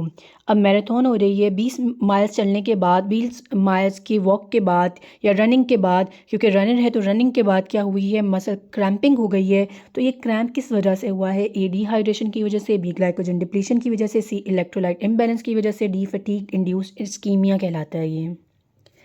Correct answer आपके पास क्या है, इलेक्ट्रोलाइट इम्बैलेंस की वजह से आपको क्या हुआ है, आपको क्रैम्प्स पड़ते हैं। Muscle cramping during prolonged exercise is commonly caused by imbalance of electrolyte such as sodium and potassium. Dehydration की बात की जाए, dehydration can cause muscle fatigue and reduce performance. याद रखना है मसल फटीग और परफॉर्मेंस में कमी डिहाइड्रेशन की वजह से आ सकती है, इसका क्रैम्प से लेना देना नहीं है। Cramping due to dehydration is more common in extreme cases of fluid loss. अब कब होगी, जब फ्लूइड लॉस होगा, डिहाइड्रेशन यानी कि इस इतनी डिहाइड्रेशन सोलिटी से हुई है जिसकी वजह से आपको फ्लूइड लॉस हो चुका है। वही बात है कि फ्लूइड का जाना ज़रूरी है, सोडियम और पोटाशियम का किसी तरीके से इम्बैलेंस होना ज़रूरी है, तब जाके कहीं इलेक्ट्रोलाइट इम्बैलेंस आएगा, यानी बहुत इनडायरेक्ट वे बनता है। ग्लाइकोजन डिप्लीशन की बात की जाए, इससे आपको फटीग बिल्कुल आती है। Glycogen depletes lead to fatigue and hitting the wall. ये भी याद रखना है, किसी क्वेश्चन में अगर हिटिंग द वॉल आ जाए तब भी आपका ग्लाइकोजन डिप्लीशन आंसर बनता है। हिटिंग द वॉल क्या है, a sudden drop in energy, की एकदम एनर्जी नीचे गिरे, वो हिटिंग द वॉल कहलाता है। अगर इस तरह से एमसीक्यू भी आ जाए कि अगर आपकी एनर्जी अचानक से फौरी तौर पे गिरती है और फटीग फील होती है तो भी आप ग्लाइकोजन डिप्लीशन आ सकता है, और इसका भी लेना देना क्रैम्पिंग से नहीं है। तो आप ग्लाइकोजन डिप्लीशन के वर्ड्स भी याद रखें, डिहाइड्रेशन की भी याद रखें। फटीग इंड्यूस इस्कीमिया की अगर बात की जाए, वो क्या होता है, fatigue induce ischaemia refers to reduce blood flow to muscles due to prolong exertion, यानी कि इतनी आपने एक्सरसाइज की है जिसकी वजह से आपका ब्लड फ्लो रिड्यूस कर गया मसल्स की तरफ, विच कैन कॉज पेन और fatigue but not a common cause of acute muscle cramps. इससे क्रैम्प्स नहीं आते, इससे पेन आता है। मसल क्रैम्प्स क्या है, muscle cramps are more related to nerve and muscle excitability. Muscle cramps nerve और मसल एक्साइटेबिलिटी से लेना देना इनका है, और उसके लिए आपको सोडियम और पोटाशियम चाहिए, जो हम आपके पढ़ते हैं आपके डीपोलराइजेशन, यानी कि उसका पूरा जो पोटेंशियल जनरेशन होता है वो, उसके लिए आपको सोडियम पोटाशियम इसकी चाहिए। अगर इनमें चेंज आएगा तब आपका जाके क्या होगा, आपका जाके आपको क्रैम्पिंग फील होंगे, और ये सब क्या है, ये इलेक्ट्रोलाइट इम्बैलेंस होता है जिसकी वजह से आपको ये चीज़ फेस करनी पड़ती है। तो बाकी ऑप्शंस भी समझा दिए। ग्लाइकोजन डिप्लीशन कब होगा, तो उसमें क्या पेशेंट रिप्रेजेंट करेगा, ये क्लाइंट या फिर आपका कोई भी रनर है, कैसे प्रेजेंट करेगा, डिहाइड्रेशन में कैसे, और फटीग इंड्यूस इस्कीमिया में कैसे। यहाँ पे करेक्ट आंसर आपका सी है। A marathon runner notices she has difficulty concentrating during long runs, what could be the most likely cause of cognitive impairment. अब मैराथन रनर है, वो ये फील करती है कि उसे जब लॉन्ग रन्स पे जाना पड़ता है तो वो कंसंट्रेट नहीं कर सकती, उसकी कंसंट्रेशन पुअर हो जाती है। तो इसके क्या कॉग्निटिव इम्पेयरमेंट की कॉज हो सकती है, A electrolyte imbalance, B dehydration, C hypoglycaemia, D muscle glycogen depletion. Correct answer C है कि ये हाइपोग्लाइसीमिया का रिस्पॉन्स है। During prolong exercise low blood glucose can impair cognitive function and concentration. आपको मैंने बाकी ऑप्शंस भी बता दिए, इलेक्ट्रोलाइट इम्बैलेंस में क्रैम्प्स होंगे और साथ में फटीक होगी, डिहाइड्रेशन में फटीक और रिड्यूस आपकी परफॉर्मेंस है। मसल ग्लाइकोजन डिप्लेशन जब होगी, आपका सडन आपको फॉल आता है, क्या कहते हैं, आपकी एनर्जी के अंदर। Muscle glycogen depletion this primarily affects muscle energy stores and physical performance, not cognitive function. Cognitive function का आपका हाइपोग्लाइसीमिया से लेना देना है। ये सारे ऑप्शंस आप याद रखिएगा, ये आपको एमसीक्यूज बहुत इंपॉर्टेंट है और काफ़ी दफ़ा रिपीट होते हैं। तो ऑप्शन सी यहाँ पे आपका करेक्ट है। क्वेश्चन नंबर 76 देखेंगे। Question number 76. A person with asthma is preparing for a marathon. What pre-exercise measure could be most effectively help reduce the risk of exercise-induced asthma? अब आपका क्लाइंट एस्मा के साथ already है और उसने marathon के लिए प्रिपेयर करना है। अब प्री एक्सरसाइज अब क्या ऐसे मेजर लें, क्या ऐसी चीज़ करें जिसकी वजह से जो रिस्क होता है कि एक्सरसाइज इंड्यूस एस्मा हो सकता है पेशेंट को, वो ना हो। Option A, stretching before running. B, using a bronchodilator inhaler. C, increasing exercise intensity. D, performing exercises in humid environments. Correct answer है आपके पास बी कि आप ब्रोंकोडायलेटर इन्हेलर का इस्तेमाल करें ताकि रिस्क कम हो सके। Bronchodilator inhalers open Airways and help reduce the risk of exercise induced ESMA during prolonged activities. बाकी ऑप्शंस पे देखें। स्ट्रेचिंग बिफोर रनिंग की अगर हम बात करें, while stretching is important for flexibility and injury prevention. ये आपकी इंजरी प्रिवेंशन को और फ्लेक्सिबिलिटी ले को हेल्प करेगी, लेकिन जो आपका एज़मा से रिलेटेड सिम्टम्स है उसको मिनिमाइज़ नहीं करके देगी, यानी कि आपके जो एज़मा एक जो रिस्क है एक्सरसाइज इंड्यूस्ड उसका एज़मा का, वो कम नहीं करके देगी। उसके बाद हम बी ऑप्शन देखें, सी ऑप्शन देखें, इंक्रीजिंग एक्सरसाइज इंटेंसिटी। इससे क्या होगा, इससे आपके वर्सन हो सकते हैं सिम्टम्स और आपको बल्कि अटैक हो सकता है, एज़मा सिम्टम्स बढ़ सकते हैं बजाय कम होने के। Performing exercise in humid environments, while humid air can sometimes be less irritating to the airways than dry air, क्योंकि humid air आपकी जो होती है वो less irritating होती है in compared to your dry air. If is not reliable और practical pre exercise Maihar, फिर भी ये एक रिलाएबल और प्री एक्सरसाइज मैयर नहीं है फॉर प्रिवेंटिंग एजमा सिम्टम्स, कि आप एजमा सिम्टम्स को प्रिवेंट कर सकें। हाँ, अगर आपके पास ऑप्शन नहीं होता क्या कहते हैं ब्रोंकोडायलेटर्स का, तो आप क्या कर सकते हैं ह्यूमिड इन्वायरमेंट वाला ऑप्शन प्रेफर कर सकते हैं। क्यों? क्योंकि उससे क्या होता है आपकी एयरवेज लेस इरिटेट करती हैं इन कंपेयर टू दोज। लेकिन हमें पता है क्या है कि उसमें एकदम से जब कंस्ट्रिक्शन आएगी तो आपको प्रॉब्लम आ सकती है, एजमा आपका वर्स हो सकता है। इसलिए हमारे पास ऑप्शंस ऐसे होंगे जो ज़्यादा आपके पास रेलिवेंट और सूटेबल होंगे। तो यहाँ पे दिया हुआ है जैसे ऑप्शन कि ब्रोंकोडायलेटर इनहेलर का इस्तेमाल करें before using a bronchodilator inhaler before exercise is the most effective and evidence based way to manage exercise induced asthma and ensure safer participation in activities like marathons. जो आपके bronchodilators हैं, inhalers हैं, वो एक evidence based practice में इस्तेमाल होते हैं ताकि आप क्या कर सकें, जो मैराथन रनर्स हैं या फिर जो इस तरीके से गेम्स खेलते हैं उन्हें एक्सरसाइज इंड्यूस एजमा से बचा सकें। करेक्ट आंसर आपका बी है यहाँ पे। क्वेश्चन नंबर 77 देखेंगे। High level triathlete notices decreased performance during the running leg of the race, what could be the potential cause. Triathlete runner जो है मतलब कि उसे नोटिस होता है कि परफॉर्मेंस डिक्लाइन कर गई है जब वो running leg of the race में जाता है, तो क्या इसकी कॉज हो सकती है। A anaemia, B over hydration, C high cortisol levels, D muscle glycogen depletion. Correct answer आपके पास डी है कि मसल ग्लाइकोजन डिप्लीशन की वजह से हो सकता है। Decrease performance during prolonged endurance events like the running leg in triathlon is often due to glycogen depletion. देखिए तो हमने सारे ऑप्शन तकरीबन डिस्कस कर लिए हैं। Glycogen depletion is a common issue in endurance events, especially if fueling strategies are inadequate। यानी कि अगर आपके कार्बोहाइड्रेट्स और इस तरह से आपका जो फूड है, फ्यूल है, वो inadequate है, insufficient है, पूरा नहीं है, तो उसकी वजह से ये चीज़ आ सकती है। Proper nutrition and pacing are critical to avoid this pattern। तो अगर आप सही से न्यूट्रिशन दें और सही तरीके से मैनेज करें तो ये अवॉइड की जा सकती है प्रॉब्लम। तो इस केस के अंदर जो है सही आंसर आपका जो है वो यही है कि आपका क्या है, मसल ग्लाइकोजन डिप्लीशन हुई है। नेक्स्ट क्वेश्चन देखेंगे 78। A 60-year-old woman with osteoarthritis begins walking regularly. What is the primary benefit of the exercise for her condition? Osteoarthritis की पेशेंट है, 60-year-old खातून है, अब वो वॉक करना स्टार्ट करती हैं, इसका क्या बेनिफिट हो सकता है। मेन प्राइमरी यानी फर्स्ट ऑफ ऑल जो बेनिफिट होगा उसका वो क्या होगा। A increase bone density, B improve joint stability, C reduce joint inflammation, D enhanced flexibility. Correct answer B है, improve joint stability. Osteoarthritis is characterised by breakdown of cartilage in joints leading to pain, stiffness and reduced mobility. आपके osteoarthritis में क्या होता है कि आपका cartilage जो होता है उसकी ब्रेकडाउन होती है, जिसकी वजह से पेन आती है, स्टिफनेस आती है और आपकी मोबिलिटी कम हो जाती है। जब आप रेगुलर वॉकिंग करते हो, it help strengthen the muscles around the joints, particularly the knee and हिप्स, which improve joint stability and reduces stress on the affected joints. जब वॉक करेंगे तो उससे क्या होगा, जॉइंट स्टेबिलिटी आपकी जो होगी वो इम्प्रूव करेगी और स्ट्रेस कम हो जाएगा जॉइंट्स के ऊपर। इसके अलावा जो बाकी आप ऑप्शन देखेंगे कि बाकी ऑप्शन में आपका इंक्रीज बोन डेंसिटी ये इतनी जल्दी नहीं होता, ये आहिस्ता आहिस्ता करके जब बहुत वॉक होगी उसके बाद देखने को ये मिल सकता है आपको कि बोन डेंसिटी पे फ़र्क पड़े। वॉकिंग इज़ बेनिफिशियल होती है बोन हेल्थ के लिए, but this is more relevant for osteoporosis prevention rather than osteoarthritis management. तो ये ऑस्टियोपोरोसिस के लिए हम ज़्यादा वो देख सकते हैं, ना कि आप ऑस्टियोआर्थराइटिस के लिए जब हमने बोन डेंसिटी को टारगेट करना होता है। आपका सी ऑप्शन भी रेलिवेंट है कि जॉइंट इन्फ्लेमेशन भी कम हो सकती है, लेकिन डिपेंड करता है कि आपके पेशेंट की स्टेज कौन सी है, और हम इसे प्राइमरली यूज़ नहीं करते कि अगर आपके पेशेंट एक जॉइंट इन्फ्लेमेशन के साथ आ रहा नहीं कि ऑस्टियोआर्थराइटिस कंडीशन में, तो आप उसे वॉक प्रिस्क्राइब बिल्कुल भी नहीं करते हैं। While exercise can have anti inflammatory effects, walking alone is not the primary treatment for reducing inflammation in osteoarthritis. ये भी क्वेश्चन आपका, ये ऑप्शन भी आपका बहुत वीक हो जाता है, रेलिवेंट है लेकिन बहुत वीक आपका आंसर बनता है। इन्हांस्ड अगर फ्लेक्सिबिलिटी की बात करेंगे तो इसका कोई इससे लेना देना नहीं है। Walking can improve range of motion, but this is the secondary benefit. ये एक बेनिफिट की तरह है, ना आपके एक मैनेजमेंट की तरह, it compare to the stabilisation of joint. तो असल हमारा मकसद होता है वो यही होता है कि हम स्टेबिलिटी को इम्प्रूव कर सकें। For individuals with osteoarthritis, improve joint stability through regular walking helps reduce pain, prevent further joint damage and enhance overall mobility. तो आपका करेक्ट आंसर बी है यहाँ पे। नेक्स्ट क्वेश्चन देखेंगे 79। अच्छा 79 के ऊपर जो आपको 75 लिखा है ये एक रिपीटेड क्वेश्चन है, क्योंकि हमने अभी ये जो 75 क्वेश्चन किया था वो 79 ही है। इसका आंसर आप खुद बताएंगे। आपको उम्मीद है कि वो क्वेश्चन भी समझ में आओगा, तो इसका आंसर आप गेस कर सकते हैं।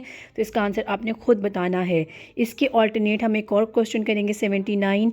तो क्वेश्चन नंबर 79 देखेंगे, which of the following best describes a Bohr effect during exercise. इनमें से बोहर इफेक्ट जो होता है कौन सी ऐसी चीज़ है डिफाइन करेगी चारों ऑप्शन में से।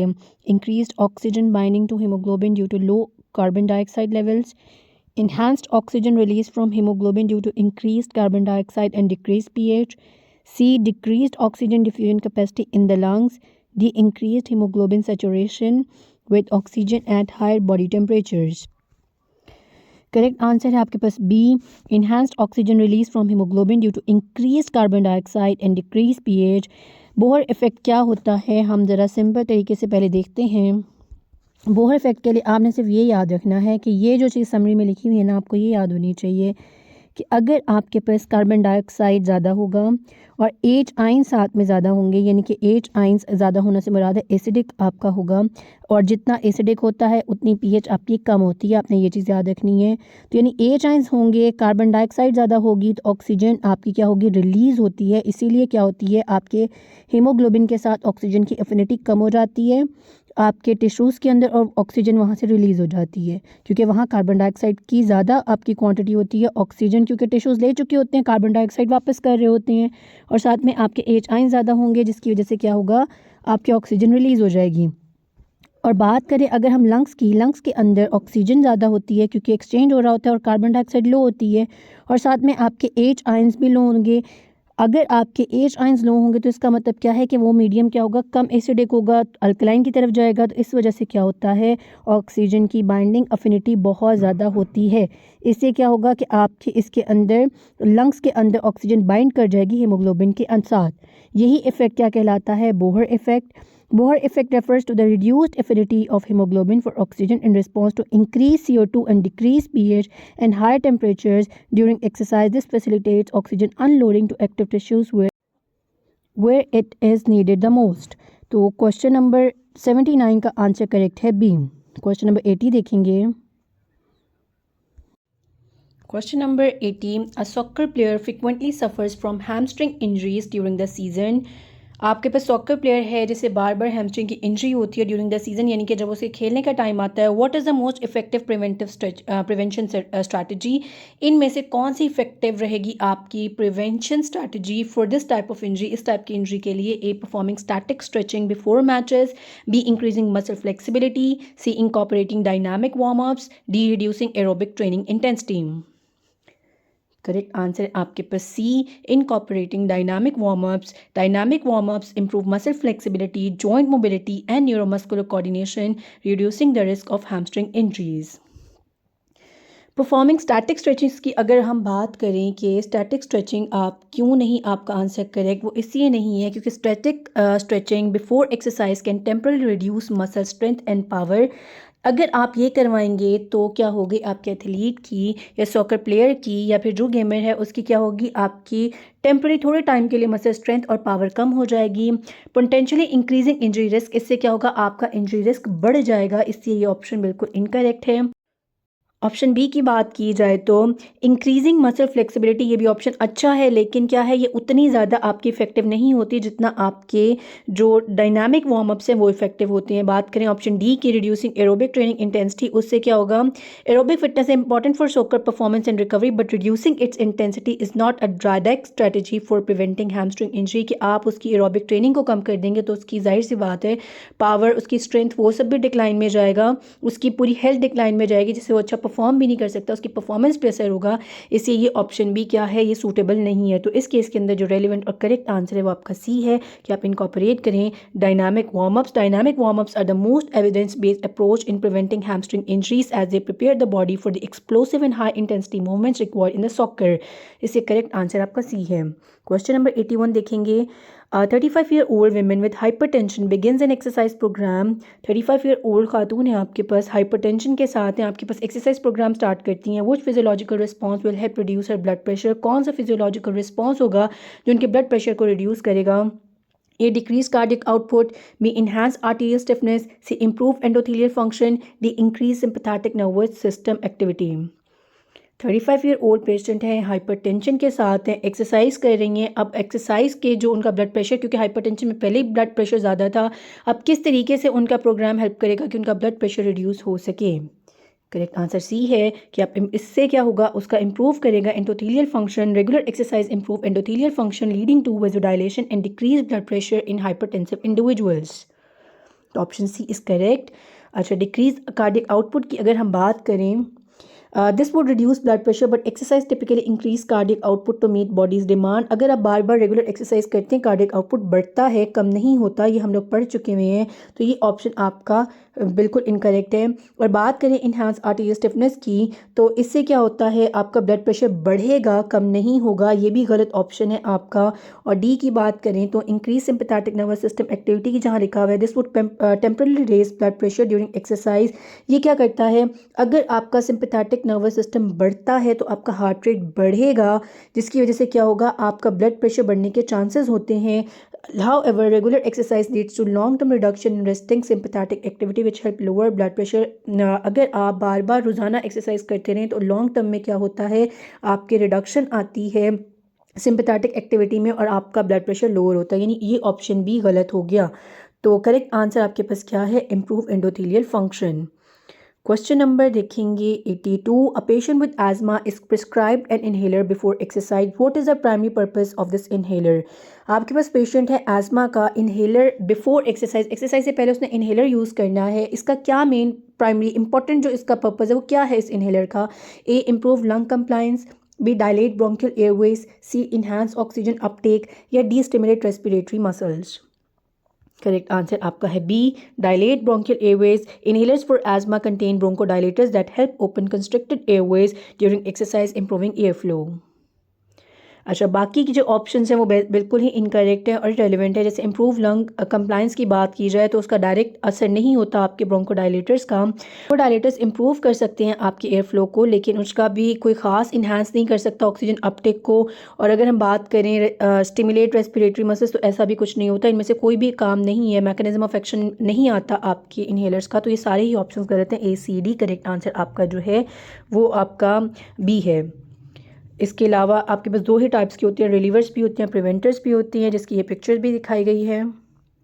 नेक्स्ट क्वेश्चन देखते हैं 83। A teenager who participates in regular swimming competition experiences delayed recovery after each session, what could be the most likely cause of prolonged recovery। Teenager है, रेगुलर स्विमिंग कॉम्पिटिशन में participate करता है, वो experience कर रहा है कि उसकी रिकवरी जो है आफ्टर ईच सेशन डिले होती जा रही है। तो ये प्रोलॉन्ग रिकवरी जो होती जा रही है उसकी क्या कॉज है। Option A, inadequate carbohydrate intake, B excessive hydration, C lack of electrolyte replenishment, D poor muscle flexibility। Correct answer A है कि कार्बोहाइड्रेट, यानी आप उसका फ्यूल पूरा नहीं हो पा रहा। Fuel source, carbohydrate the primary fuel source for high intensity and endurance activities like swimming. Inadequate carbohydrates intake can lead to glycogen depletion, which delays recovery by impairing the body's ability to replenish energy stores and repair muscle tissue। तो correct answer A है, क्योंकि carbohydrates नहीं होगी, glycogen आपकी जो depletion हो रही है वो रिस्टोर नहीं हो पाएगी, तो क्या होगा, आपकी डिले होती जाएगी रिकवरी। एक्सेसिव अगर हाइड्रेशन की बात की जाए, वैसे सारे ऑप्शन हम डिस्कस कर चुके हुए हैं कि बाकी ऑप्शंस क्यों नहीं है। हमने हाइड्रेशन को भी बात डिस्कस कर ली थी कि उसका लेना देना किससे है, कि सब अगर ओवर हाइड्रेशन हो जाती है, नॉर्मल हाइड्रेशन से भी कोई आपका खास इफेक्ट नहीं आता, ओवर हाइड्रेशन होगी तो आपका इलेक्ट्रोलाइटिक तब इम्बैलेंस आ सकता है। और अगर लैक ऑफ इलेक्ट्रोलाइट रिप्लेनिशमेंट कहेंगे तो हमें पता है उसमें क्या होगा, मसल क्रैम्प्स और फटीग पड़ते हैं, ये हमने डिस्कस किया है अभी पिछले क्वेश्चन में कि मसल क्रैम्प्स और फटीग हैं। ओवर हाइड्रेशन में आपकी हाइपोनेट्रीमिया ये भी लीड कहाँ कर सकती है, आपके क्रैम्प्स और फटीग पे कर सकती है। लेकिन अगर ओवर हाइड्रेशन होगी, सिंपल में नहीं होता, सिंपल में से फटीग आ सकती है अगर आपको हाइड्रेशन हो रही है। पुअर मसल फ्लेक्सिबिलिटी की बात करें तो इसका क्या है कि while flexibility is important for performance, लेकिन ये क्या है, ये रिकवरी टाइम पे इफेक्ट नहीं डालती, क्योंकि अगर फ्लेक्सिबिलिटी नहीं भी है तब भी आपको रिकवर करना चाहिए। तो ये तो ऑप्शन ही बिल्कुल इररेलेवेंट है। तो इस केस के अंदर करेक्ट ऑप्शन जो है आपका कार्बोहाइड्रेट वाला ही है। नेक्स्ट क्वेश्चन देखेंगे 84। A sedentary 60-year-old man begins a regular exercise programme, what is the primary physiological benefit of exercise for this age group. 60-year-old आपके पास सेडेंटरी, यानी कि जो बिल्कुल अभी मैंने बात की रेस्ट वाला लाइफस्टाइल होता है, वो वाला आपके पास पेशेंट है या क्लाइंट है। 60-year-old मैन आता है, बिगिन करता है आपके पास रेगुलर एक्सरसाइज प्रोग्राम। अब प्राइमरी क्या फिजियोलॉजिकल बेनिफिट होगा इस एज ग्रुप के लिए इस एक्सरसाइज का। A increase muscle mass, B enhance cardiovascular health, C reduce joint flexibility, या D lower metabolic rate. Correct answer आपके पास है बी, क्योंकि हम लोगों ने कार्डियोवास्कुलर हेल्थ को इंप्रूव करना होता है, इन्हांस करना होता है। Exercise significantly improves cardiovascular health in older adults by enhancing heart efficiency and reducing cardiovascular risk. Muscle mass की बात की जाए, रेजिस्टेंस ट्रेनिंग लेके आती है, लेकिन हमारा इस एज ग्रुप में ये फोकस नहीं होता। हम लोगों ने फोकस कार्डियोवास्कुलर हेल्थ पे ही करना होता है। Increase muscle mass while resistance training can increase muscle mass.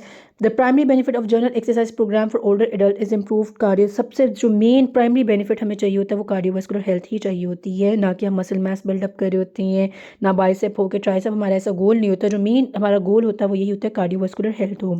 Joint flexibility की बात की जाए या मोबिलिटी की बात की जाए तो एक्सरसाइज एक्चुअली इंप्रूव करती है, ना कि रिड्यूस करती है। तो ये तो ऑप्शन ही आपका गलत है। लोअर मेटाबॉलिक रेट की बात की जाए तो ये भी ऑप्शन आपका गलत है। Exercise increase metabolic rate helping to maintain a healthy weight and energy balance. तो ये ऑप्शन भी आपका बिल्कुल ही इनकरेक्ट है। For older adults, a primary benefit of regular exercise is enhanced cardiovascular health, which reduces the risk of chronic disease and improves overall quality of life. तो correct answer आपका B है। Question number 85 देखेंगे। A middle aged women with osteoporosis is advised to perform weight bearing exercises. Which type of exercise is most beneficial for improving bone density. Osteoporosis में bone density ही बढ़ानी होती है, तो wait bearing exercise recommend की गई है। कौन सी इनमें से बेनिफिट रहेगी पेशेंट के लिए। A aerobic exercise, B flexibility training, C resistance training या डी स्विमिंग। करेक्ट आंसर है आपके पास सी, कि आप क्या करवाएं, रेजिस्टेंस ट्रेनिंग करवाएं। Such as weight bearing exercise is effective in improving bone density by stimulating bone formation. Swimming भी आपकी पार्ट है एरोबिक एक्सरसाइजेस का, और अभी हमें उसे फ्लेक्सिबिलिटी नहीं देनी। एरोबिक एक्सरसाइज की अगर हम बात करें, while weight bearing aerobic exercises can improve bone density, they are generally less effective than resistance training, क्योंकि अगर रेजिस्टेंस का ऑप्शन है तो आप वही करवाएंगे। फ्लेक्सिबिलिटी की बात की जाए, this improve range of motion and joint health, लेकिन इसका कोई बोन डेंसिटी पे डायरेक्ट कोई लेना देना नहीं है। स्विमिंग भी आपकी एरोबिक एक्सरसाइज है। Swimming is non weight bearing exercise and does not provide the mechanical stress needed to stimulate bone growth. और आपकी क्योंकि ये नॉन वेट बेयरिंग है, इससे आपका स्टिमुलेट नहीं होगी बोन ग्रोथ, लेकिन ये भी आपका क्या है, पार्ट एरोबिक में ही आता है। इसीलिए कहा है कि लेस इफेक्टिव रहती है। हेल्थ को इंप्रूव ज़रूर कर सकती है, लेकिन ये लेस इफेक्टिव है। तो आप स्टार्ट कहाँ से करवाएं, रेजिस्टेंस ट्रेनिंग से करवा सकते हैं। It is the most effective type of exercise for improving bone density, making it key recommendation for individuals with osteoporosis. तो करेक्ट आंसर आपका सी है। 86 क्वेश्चन देखेंगे। A sedentary 45 year old women starts walking regularly and experiences improvements in her mood. 45 year old women है, walk करना daily start करती है, वो देखती है कि उसके मूड में काफ़ी अच्छी तब्दीली आ रही है, अच्छा मूड हो रहा है। Which physiological mechanism is most likely responsible for this effect. कौन सा फिजियोलॉजिकल मैकेनिज्म है जो इसके जो एक्सपीरियंस कर रही है इस इफेक्ट के लिए रिस्पॉन्सिबल है। A increase endorphin release, B reduce level of cortisol, C enhance serotonin activity, D decrease blood pressure. Correct answer आपका ए है, increase endorphin release. Physical activity such as walking stimulate the release of endorphin which can improve mood and reduce stress. अच्छा, यहाँ पे आपने एक और चीज़ notice करनी है, क्योंकि एक इससे मिलता जुलता क्वेश्चन किया है जहाँ पे हमने ब्रेन को एक्टिविटी में देखा था कि सेरोटोनिन लेवल भी आपका बढ़ता है। तो आपने ये चीज़ याद रखनी है, सेरोटोनिन वाला ऑप्शन सी भी बिल्कुल ठीक है। लेकिन अगर आपके पास एंडोर्फिन है, एंडोर्फिन इमीडिएट रिजल्ट आपको दे रहा है कि एंडोर्फिन बन रहा है, जिसकी वजह से आपका मूड अच्छा हो रहा है। सेरोटोनिन लॉन्ग टर्म में, मतलब बार बार जब पेशेंट करता रहता है, क्लाइंट या कोई भी इंडिविजुअल करता है, तो इससे सेरोटोनिन लेवल भी बूस्ट अप कर जाता है। तो सेरोटोनिन भी ठीक है, लेकिन अगर आपके पास एंडोर्फिन का ऑप्शन होगा तो पहले आप वो प्रायोरिटाइज करेंगे। एंडोर्फिन नहीं है तो सेरोटोनिन ऑप्शन भी बिल्कुल ठीक है यहाँ पे। अच्छा, यहाँ पे देखेंगे, endorphin release is one of the primary reasons exercise is associated with improve mood and reduce symptoms of anxiety and depression. ये एक मेन रीज़न है कि जो फौरी तौर पे आपका मूड ठीक हो जाता है, डिप्रेशन कम हो जाता है जब आप एक्सरसाइज करती हैं, वो एंडोर्फिन की वजह से ही है। कोर्टिसोल की बात की जाए, वो exercise can help regulate cortisol over time. The immediate mood boost from walking is more likely due to endorphin. तो लेकिन इसका कोई खास लेना देना नहीं होगा, आपके जो इमीडिएट इफेक्ट से कोर्टिसोल का नहीं होता, आपके रेगुलेट ज़रूर करके देता है। लेकिन ये वाला ऑप्शन बिल्कुल ही मतलब इररेलेवेंट है, ये यहाँ पे नहीं ठीक बनता। डी ऑप्शन की पहले बात करेंगे। While walking can lower blood pressure, this is not directly link to mood improvement. ये भी मूड से लेना देना नहीं है, मूड से लेना देना एंडोर्फिन और सेरोटोनिन का है। Exercise can increase serotonin levels, but this effect is typically more gradual than long term. ये लॉन्ग टर्म भी है और ग्रेजुअल भी आहिस्ता आहिस्ता करके, and not the immediate cause of mood improvement, ना कि इमीडिएट कॉज। आपके क्वेश्चन में भी ये नहीं पूछा गया, आपके भी बता रहा है कि वो एक्सरसाइज करती गई है, वॉक करती रही है खातून, और मतलब उसने ये देखा है कि मूड इन्हांस हुआ है। ऑब्वियसली जो मूड इन्हांस हुआ है वो 3-4 दिन या जितने भी है, हमें एग्जैक्ट टाइम पीरियड भी नहीं बताया गया। एंडोर्फिन ऑप्शन था इसलिए हम उसे प्रेफर करेंगे, लेकिन अगर एंडोर्फिन ना होता तो आपका ये जो डी ऑप्शन है, ये सी ऑप्शन, ये भी बिल्कुल ठीक है। The immediate mood enhancing effect of walking is most likely due to increased endorphin release, which promotes feeling of happiness and relaxation. तो सेरोटोनिन जो है वो थोड़ी सी मोटिवेशन को लेके भी है। तो क्वेश्चन में जो चीज़ आप पहले देखें कि अगर आपका मतलब सेंटर फिटीक से रिलेटेड है, मोटिवेशन से रिलेटेड है, के साथ मोटिवेशन, तब आप सेरोटोनिन को प्रायोरिटाइज कर सकते हैं। लेकिन अगर आपके पास है कि भाई मूड सिर्फ अच्छा हो रहा है तो एंडोर्फिन का ऑप्शन भी है, तो आप एंडोर्फिन को प्रायोरिटाइज कर सकते हैं। तो यहाँ आपका ऑप्शन यही करेक्ट है। नेक्स्ट क्वेश्चन देखेंगे 87, a 50-year-old woman with diabetes begin regular physical activity, which type of exercise is most effective for improving insulin sensitivity? 50-year-old खातून है, आपके पास डायबिटीज़ के साथ आ रही हैं, रेगुलर फिजिकल एक्टिविटी कर रही हैं, आपके पास स्टार्ट करती हैं, विच टाइप ऑफ एक्सरसाइज, कौन सी एक्सरसाइज उनके लिए ज़्यादा बेहतर रहेगी जिससे उनकी इंसुलिन सेंसिटिविटी को हम बढ़ा सकें? A, high intensity resistance training, B, aerobic exercise, C, flexibility training, D, high intensity interval training. Correct answer है आपके पास बी, कि आप एरोबिक करवाएं। Aerobic exercise improve insulin sensitivity by increasing glucose uptake and reducing insulin resistance in diabetes. High intensity interval training काफ़ी effective है, लेकिन आपके पास जो एरोबिक एक्सरसाइज है वो प्रूवन और वाइडली रिकमेंडेड अप्रोच है for improving insulin sensitivity in people with diabetes. Aerobic exercise is often more accessible and sustainable for individual who may not be able to perform high intensity workout. जाहिर सी बात है 50 year old खातून है, high intensity interval training नहीं कर पाएंगी वो, तो इस केस में उनके लिए एरोबिक ही बेहतर है। हालांकि आपका हाई इंटेंसिटी इंटरवल ट्रेनिंग भी आपको क्या करता है इस केस के अंदर ठीक हो सकता है आपकी क्या करने में, इंसुलिन सेंसिटिविटी बढ़ाने में, लेकिन आपने ये भी देखना है एज फैक्टर क्या है। 50 ईयर ओल्ड को आप हाई इंटेंसिटी नहीं करवा सकते। हाई इंटेंसिटी इफेक्टिव ज़रूर है, लेकिन जो वाइडली प्रूवन और एक्सेप्टेबल मेथड है वो आपका एरोबिक एक्सरसाइजेस ही है। Both aerobic and high intensity interval training are effective for improving insulin sensitivity. However, aerobic exercise is generally most widely recommended and accessible option for individuals with diabetes, especially those who are new to exercise or have health limitations. Thus, the most effective and practical answer is B. Question number 88 देखेंगे। A sedentary 60-year-old woman begins an exercise program and experiences an improvement in resting heart rate. What physiological adaptation most likely causes change? आपके पास 60-year-old खातून है, वो exercise programme start करती हैं, इनमें से वो notice करती हैं, एक्सपीरियंस करती हैं कि उनकी इंप्रूवमेंट आ रही है रेस्टिंग हार्ट रेट में। क्या फिजियोलॉजिकल अडेप्टेशन है जिसकी वजह से ये चेंज आया है? A, decrease cardiac output, B, enhance parasympathetic activity, C, decrease stroke volume, या D, lower blood viscosity. Correct answer है आपके पास B, enhance parasympathetic activity. Regular exercise enhances parasympathetic nervous system activity which leads to decrease in resting heart rate. आपका जो option A है वो भी गलत है क्योंकि इंक्रीज़ करता है कार्डिक आउटपुट, और अगर सी देखें तो वो भी आपका बिल्कुल गलत है, उसमें भी इंक्रीज़ करता है स्ट्रोक वॉल्यूम। यहाँ पे जो मोस्ट रेलिवेंट आंसर आपका बी है, इन्हांस होती है पैरासिम्पैथेटिक एक्टिविटी जिसकी वजह से आपका रेस्टिंग हार्ट रेट एक्सप्लेन किया जा सकता है कि वो इम्प्रूव कर रहा है। क्वेश्चन नंबर 89 देखेंगे। A 35-year-old cyclist report difficulty with sustaining effort during long climbs. What would be the limiting factor in this scenario? 35-year-old cyclist है, वो कहते हैं उसे मतलब कि डिफ़िकल्टी हो रही है एफ़र्ट लगाने में, सस्टेन एफ़र्ट लगाने में जब वो लॉन्ग क्लाइम्स पे जाता है। इसमें से क्या लिमिटिंग फैक्टर हो सकता है?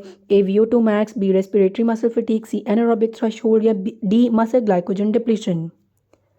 करेक्ट आंसर है आपके पास सी, anaerobic threshold. The anaerobic threshold represents the point at which the lactic acid begins to accumulate during exercise, limiting sustained performance. उससे क्या होगा, आपकी sustained performance नहीं आएगी।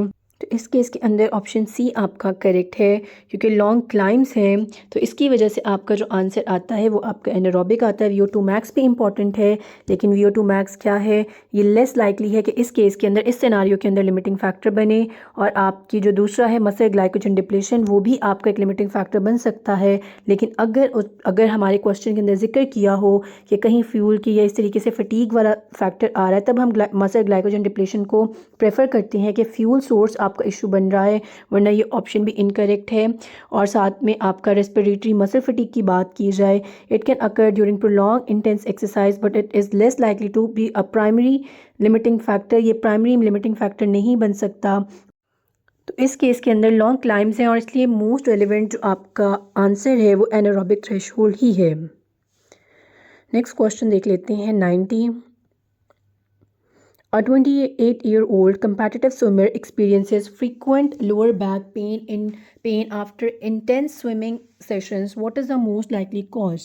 28-year-old competitive swimmer है, एक्सपीरियंस कर रहा है frequent lower back pain जब वो स्विमिंग के सेशंस लेता है after intense swimming sessions. What is the most likely cause? इसमें से मोस्ट लाइकली कॉज क्या हो सकती है? A muscle imbalances, B poor swimming technique, C lumbar spine hyperextension या D overuse injuries. Correct answer C है, lumbar spine hyper extension की वजह से आ सकता है। Is common in swimmers particularly during strokes like butterfly और breaststroke where the back is repeated arch. This excessive arching can strain the lower back muscles and ligaments leading to pain. की बात की जाए, while muscle imbalances can contribute to back pain, they are less likely to be the primary cause in this context. इस context में primary cause नहीं बनता। poor swimming की बात की जाए, it can contribute to pain but in competitive swimmer, जो competitive swimmer है, it is mostly more likely that the issue is related to demands of the sport. तो इसलिए demands of sport पे है, क्योंकि competitive swimmer है, कोई नया swimmer तो नहीं है जिसने गलत तरीके से swimming की और issue आया। overuse की बात की जाए, they are typically more generalized and not specifically tied to lower back. ये generalized होगा पेन, ना कि lower back से होगा। जो अगर आपका overuse, क्योंकि आपके जो ये swimmers हैं ये बिल्कुल overuse injury कर सकते हैं, लेकिन ये फिर आपको generalized पेन की कंप्लेन करेंगे और जगह भी पेन की कंप्लेन करेंगे, ना कि सिर्फ लोअर बैक पेन में। अगर वो एरिया मखसूस हो जाता है तो आपका क्या है, लंबर स्पाइन हाइपर एक्सटेंशन की वजह से ये इशू आ रहा है। तो इस केस के अंदर, इस सिनारियो के अंदर जो है करेक्ट आंसर आपका सी है। नेक्स्ट क्वेश्चन देखेंगे 91. A 28-year-old athlete increases their training intensity significantly and start to experience persistent fatigue, mood swings, and disturbed sleep patterns. What is the most likely condition they are developing? 28 आपके पास 28-year-old athlete है, training intensity उसकी चल रही है, उसको start में क्या feel होना स्टार्ट होता है कि फटीग है, मूड स्विंग्स हैं और स्लीप पैटर्न उसके डिस्टर्ब हो रहे हैं। क्या कंडीशन उसके अंदर डेवलप हो रही है? एक chronic fatigue syndrome, B over training syndrome, C anaemia, D muscle atrophy. Correct answer B है कि ओवर ट्रेनिंग सिंड्रोम पेशेंट के अंदर डेवलप हो रहा है, क्लाइंट एथलीट के अंदर डेवलप हो रहा है। Over training syndrome is characterised by persistent fatigue, physiological disturbances and sleep disturbances due to excessive or prolonged physical activity without adequate recovery. Chronic fatigue syndrome क्या है? This is a medical condition characterized by extreme unexplained fatigue that is not directly linked to overtraining. और ये भी आप याद रख लें, अगर इस तरीके से unexplained fatigue आती है और extreme आती है तो आपकी chronic fatigue syndrome हो सकती है। अनीमिया में हमें पता है कि क्या है, shortness of breath है, pale skin है, आपकी जिसे सांस चढ़ना कहते हैं, इस तरह की कंडीशंस आ सकती हैं। HB लेवल कम होता है। While anaemia can cause fatigue, it is typically company by other symptoms भी होंगे जैसे pale skin, shortness of breath, dizziness which are not mentioned here. यहाँ पे मेंशन ही नहीं है, आपने सिनारियो पहले देखना होता है, उसके हिसाब से आपने आंसर गेस करना होता है या मोस्ट सूटेबल रेलिवेंट आंसर लेना होता है। मसल एट्रोफी की बात की जाए, this refer to loss of muscle mass which is not associated with the symptom describe. तो ओवर ट्रेनिंग सिंड्रोम क्या है? आपका रेलिवेंट आंसर है, it is a most likely condition in this scenario as it directly results from excessive training without sufficient recovery. 92. A respiratory exchange ratio of 0.85 indicates the body is primarily using. हमने ये पढ़ लिया, RER अगर 0.85 होगा तो क्या indicate करता है? बॉडी कौन सा फ्यूल इस्तेमाल करिए? A carbohydrates, B fats, C proteins या D mix of fats and carbohydrates. Correct answer D है आपके पास, mix of fats and carbohydrates, क्योंकि RER में हमने पढ़ा था 0.7 होगी तो फैट ऑक्सीडेशन है, 1 होगी तो कार्बोहाइड्रेट ऑक्सीडेशन है, 0.85 अगर आ जाती है इन दोनों के बीच में तो ये क्या है, यानी कि दोनों इस्तेमाल हो रही हैं। 0.7 अगर आपकी है तो फैट, 1 है तो कार्बोहाइड्रेट, अगर इन दोनों के बीच में है तो यानी मिक्स चल रहा है। Question number 93. During recovery from intense exercise, which hormone plays a crucial role in muscle repair and protein synthesis? जब आप रिकवरी करते हैं इंटेंस एक्सरसाइज में तो कौन सा हार्मोन आपका रोल प्ले करता है मसल रिपेयर प्रोटीन सिंथेसिस में? A testosterone, B cortisol, C human growth hormone या D insulin like growth factor.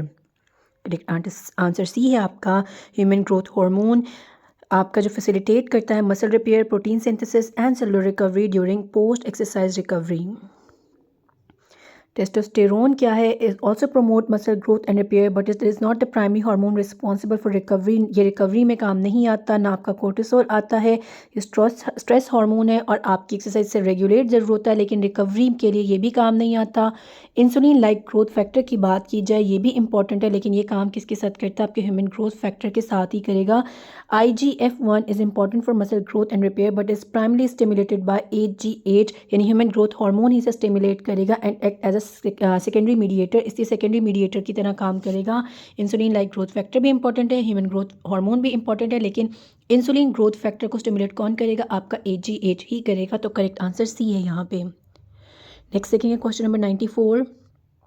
Which type of exercise is generally most recommended during pregnancy? Pregnancy के दौरान कौन सी exercise ज़्यादातर recommend की जाती है? A high intensity interval training, B contact sports, C low impact aerobic exercise या D heavy weight lifting?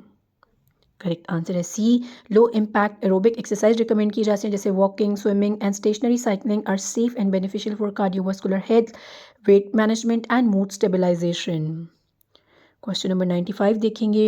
Which of the following is contraindication for exercise during pregnancy? इनमें से कौन सी कॉन्ट्रा इंडिकेशन है for exercise during pregnancy कि आप exercise नहीं कर सकते अगर इस तरह की कोई भी चीज़ होगी during pregnancy? A mild nausea, B gestational diabetes, C pre eclampsia, D mild fatigue. Correct answer आपके पास सी है, प्री एक्लेम्सिया में आप बिल्कुल भी एक्सरसाइज रिकमेंड नहीं कर सकते। प्री एक्लेम्सिया यानी कि हाई ब्लड प्रेशर है, प्रोटीनोयूरिया है, increases the risk of complication and exercise is not recommended in सुअर केसेस। ऐसे केसेस के अंदर बिल्कुल भी आप रिकमेंड नहीं कर सकते एक्सरसाइजेस। क्वेश्चन नंबर 96 देखेंगे। How much moderate intensity exercise is recommended per week for healthy pregnant women? कितनी मॉडरेट इंटेंसिटी एक्सरसाइज रिकमेंड की जाती है हर हफ्ते एक हेल्दी प्रेग्नेंट वुमेन को? A 30 minutes per week, B 75 minutes per week, C 150 minutes per week या D 300 minutes per week? Correct answer है C, 150 minutes per week recommend की जाती है। आपके ACOG and WHO recommend at least 150 minutes of moderate exercise per week for maternal and fetal health benefits. Question number 97.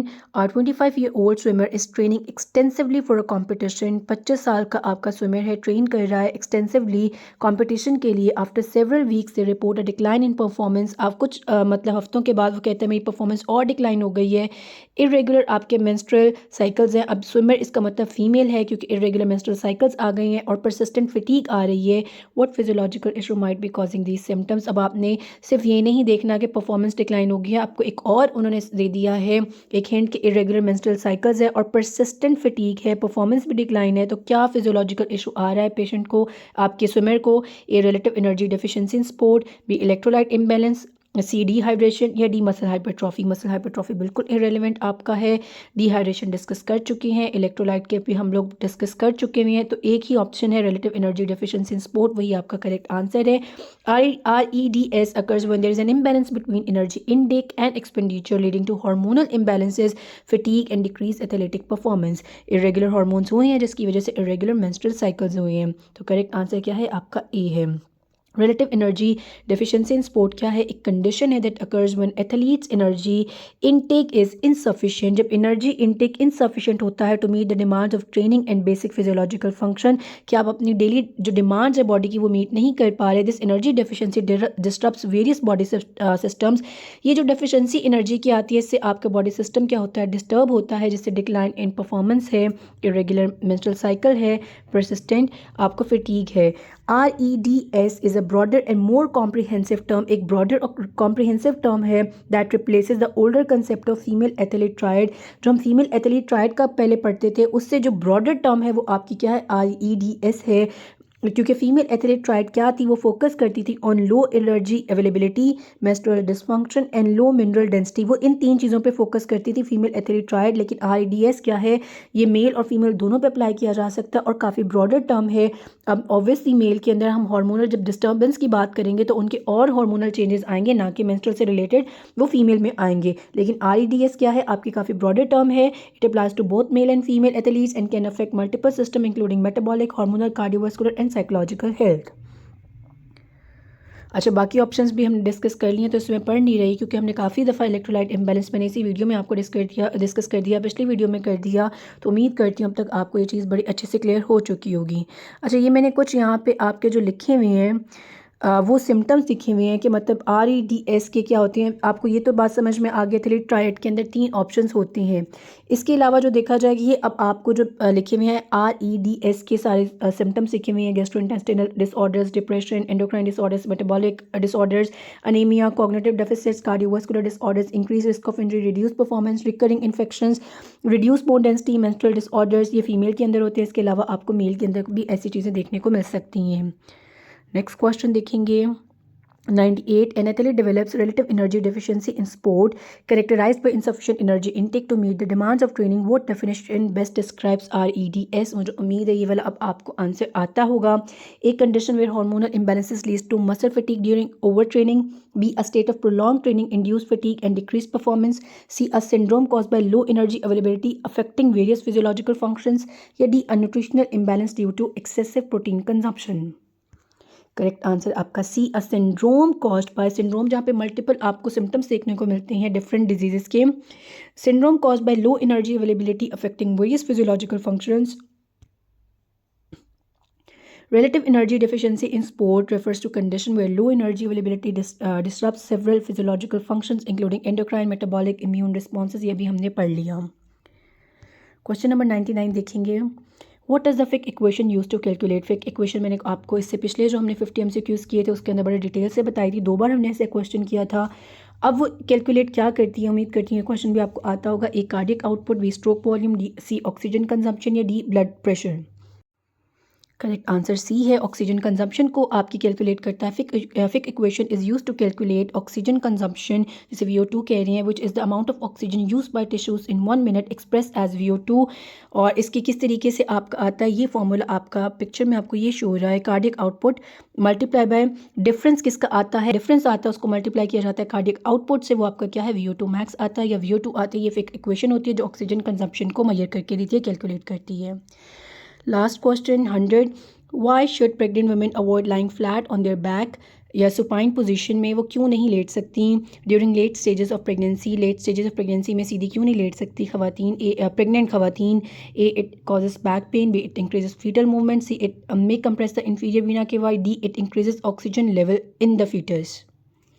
Correct answer C है कि it may compress the inferior vena cava, lying supine can reduce venous return leading to hypotension and dizziness. तो यहाँ पे सी आपका correct है। एक और MCQ करेंगे। Which of the following physiological responses is most responsible for the plateau in VO2 max despite increasing exercise intensity. इनमें से कौन सा फिजियोलॉजिकल रिस्पॉन्स जो है ज़्यादा रिस्पॉन्सिबल होता है कि आपका प्लेट्यू आ जाता है VO2 मैक्स में डिस्पाइट इंक्रीजिंग एक्सरसाइज। आप एक्सरसाइज इंटेंसिटी तो बढ़ा रहे हैं लेकिन VO2 मैक्स का प्लेट्यू आ गया है, किस वजह से आया, किस फिजियोलॉजिकल रिस्पॉन्स की वजह से आया है।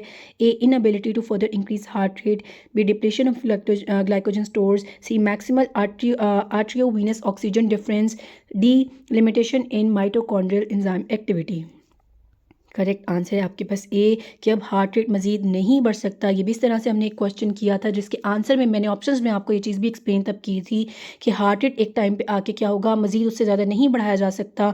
तो वो क्या होगी, inability to further increase heart rate. जब हार्ट रेट ही नहीं बढ़ेगा तो VO2 मैक्स आप कैसे बढ़ा सकते हैं, तो इसलिए उसका प्लेट्यू आ जाता है। The plateau in VO2 max occurs when the cardiovascular system reaches its maximum capacity to deliver oxygen. This is largely due to heart rate approaching its maximum limit restricting further increases in cardiac output despite continued increase in exercise intensity. आप जितनी मर्जी बढ़ा लें, अब एक limit आ चुकी है, एक प्लेट्यू आ जाएगा, उसके बाद नहीं बढ़ेगा। तो करेक्ट आंसर आपका ए है। अच्छा, इसके बाद जो हमने क्वेश्चंस करने हैं वो रिसर्च के करने हैं। हमने जो अपनी सीरीज स्टार्ट की हुई है उसके अंदर हमने 200 जनरल MCQs अपलोड कर दिए हैं, 100 सिनारियो बेस्ड इजी लेवल के कर दिए हैं, 50 कानेजोलॉजी के, 50 बायोमैकेनिक्स के, बायोकेमिस्ट्री के और कुछ डिजीज़ से रिलेटेड अभी अपलोड हुए हैं, बाकी होने हैं। इलेक्ट्रोथेरेपी के अपलोड हो गए, थेरेप्यूटिक्स के, और 100 हमने आज कर लिए एक्सरसाइज फिजियोलॉजी के भी। अब नेक्स्ट जो हमारे क्वेश्चन होंगे वो रिसर्च के स्टार्ट होंगे जो 800 to 900 है। अगर ये आप MCQ सारे कर लेते हैं आप फिजियोथेरेपी का कोई भी एग्ज़ाम होगा इजीली क्रैक कर सकते हैं। स्पेशली अगर कोई PPSC NTA से रिलेटेड है या फिर कोई भी एग्ज़ाम आप अपने जगह पे दे रहे हैं तो इंशाल्लाह ये आपके लिए बहुत ज़्यादा इजी कर देगा, क्योंकि इसके अंदर हमने सारे ही फिजियोथेरेपी से रिलेटेड टॉपिक को टारगेट किया है और जो मोस्ट रिपीटेड आपके क्वेश्चंस पास पेपर्स में आते रहे हैं वो भी हमने टारगेट किए हैं। इन MCQs को समझें, याद करें, आपके लिए काफ़ी आसानी हो जाएगी।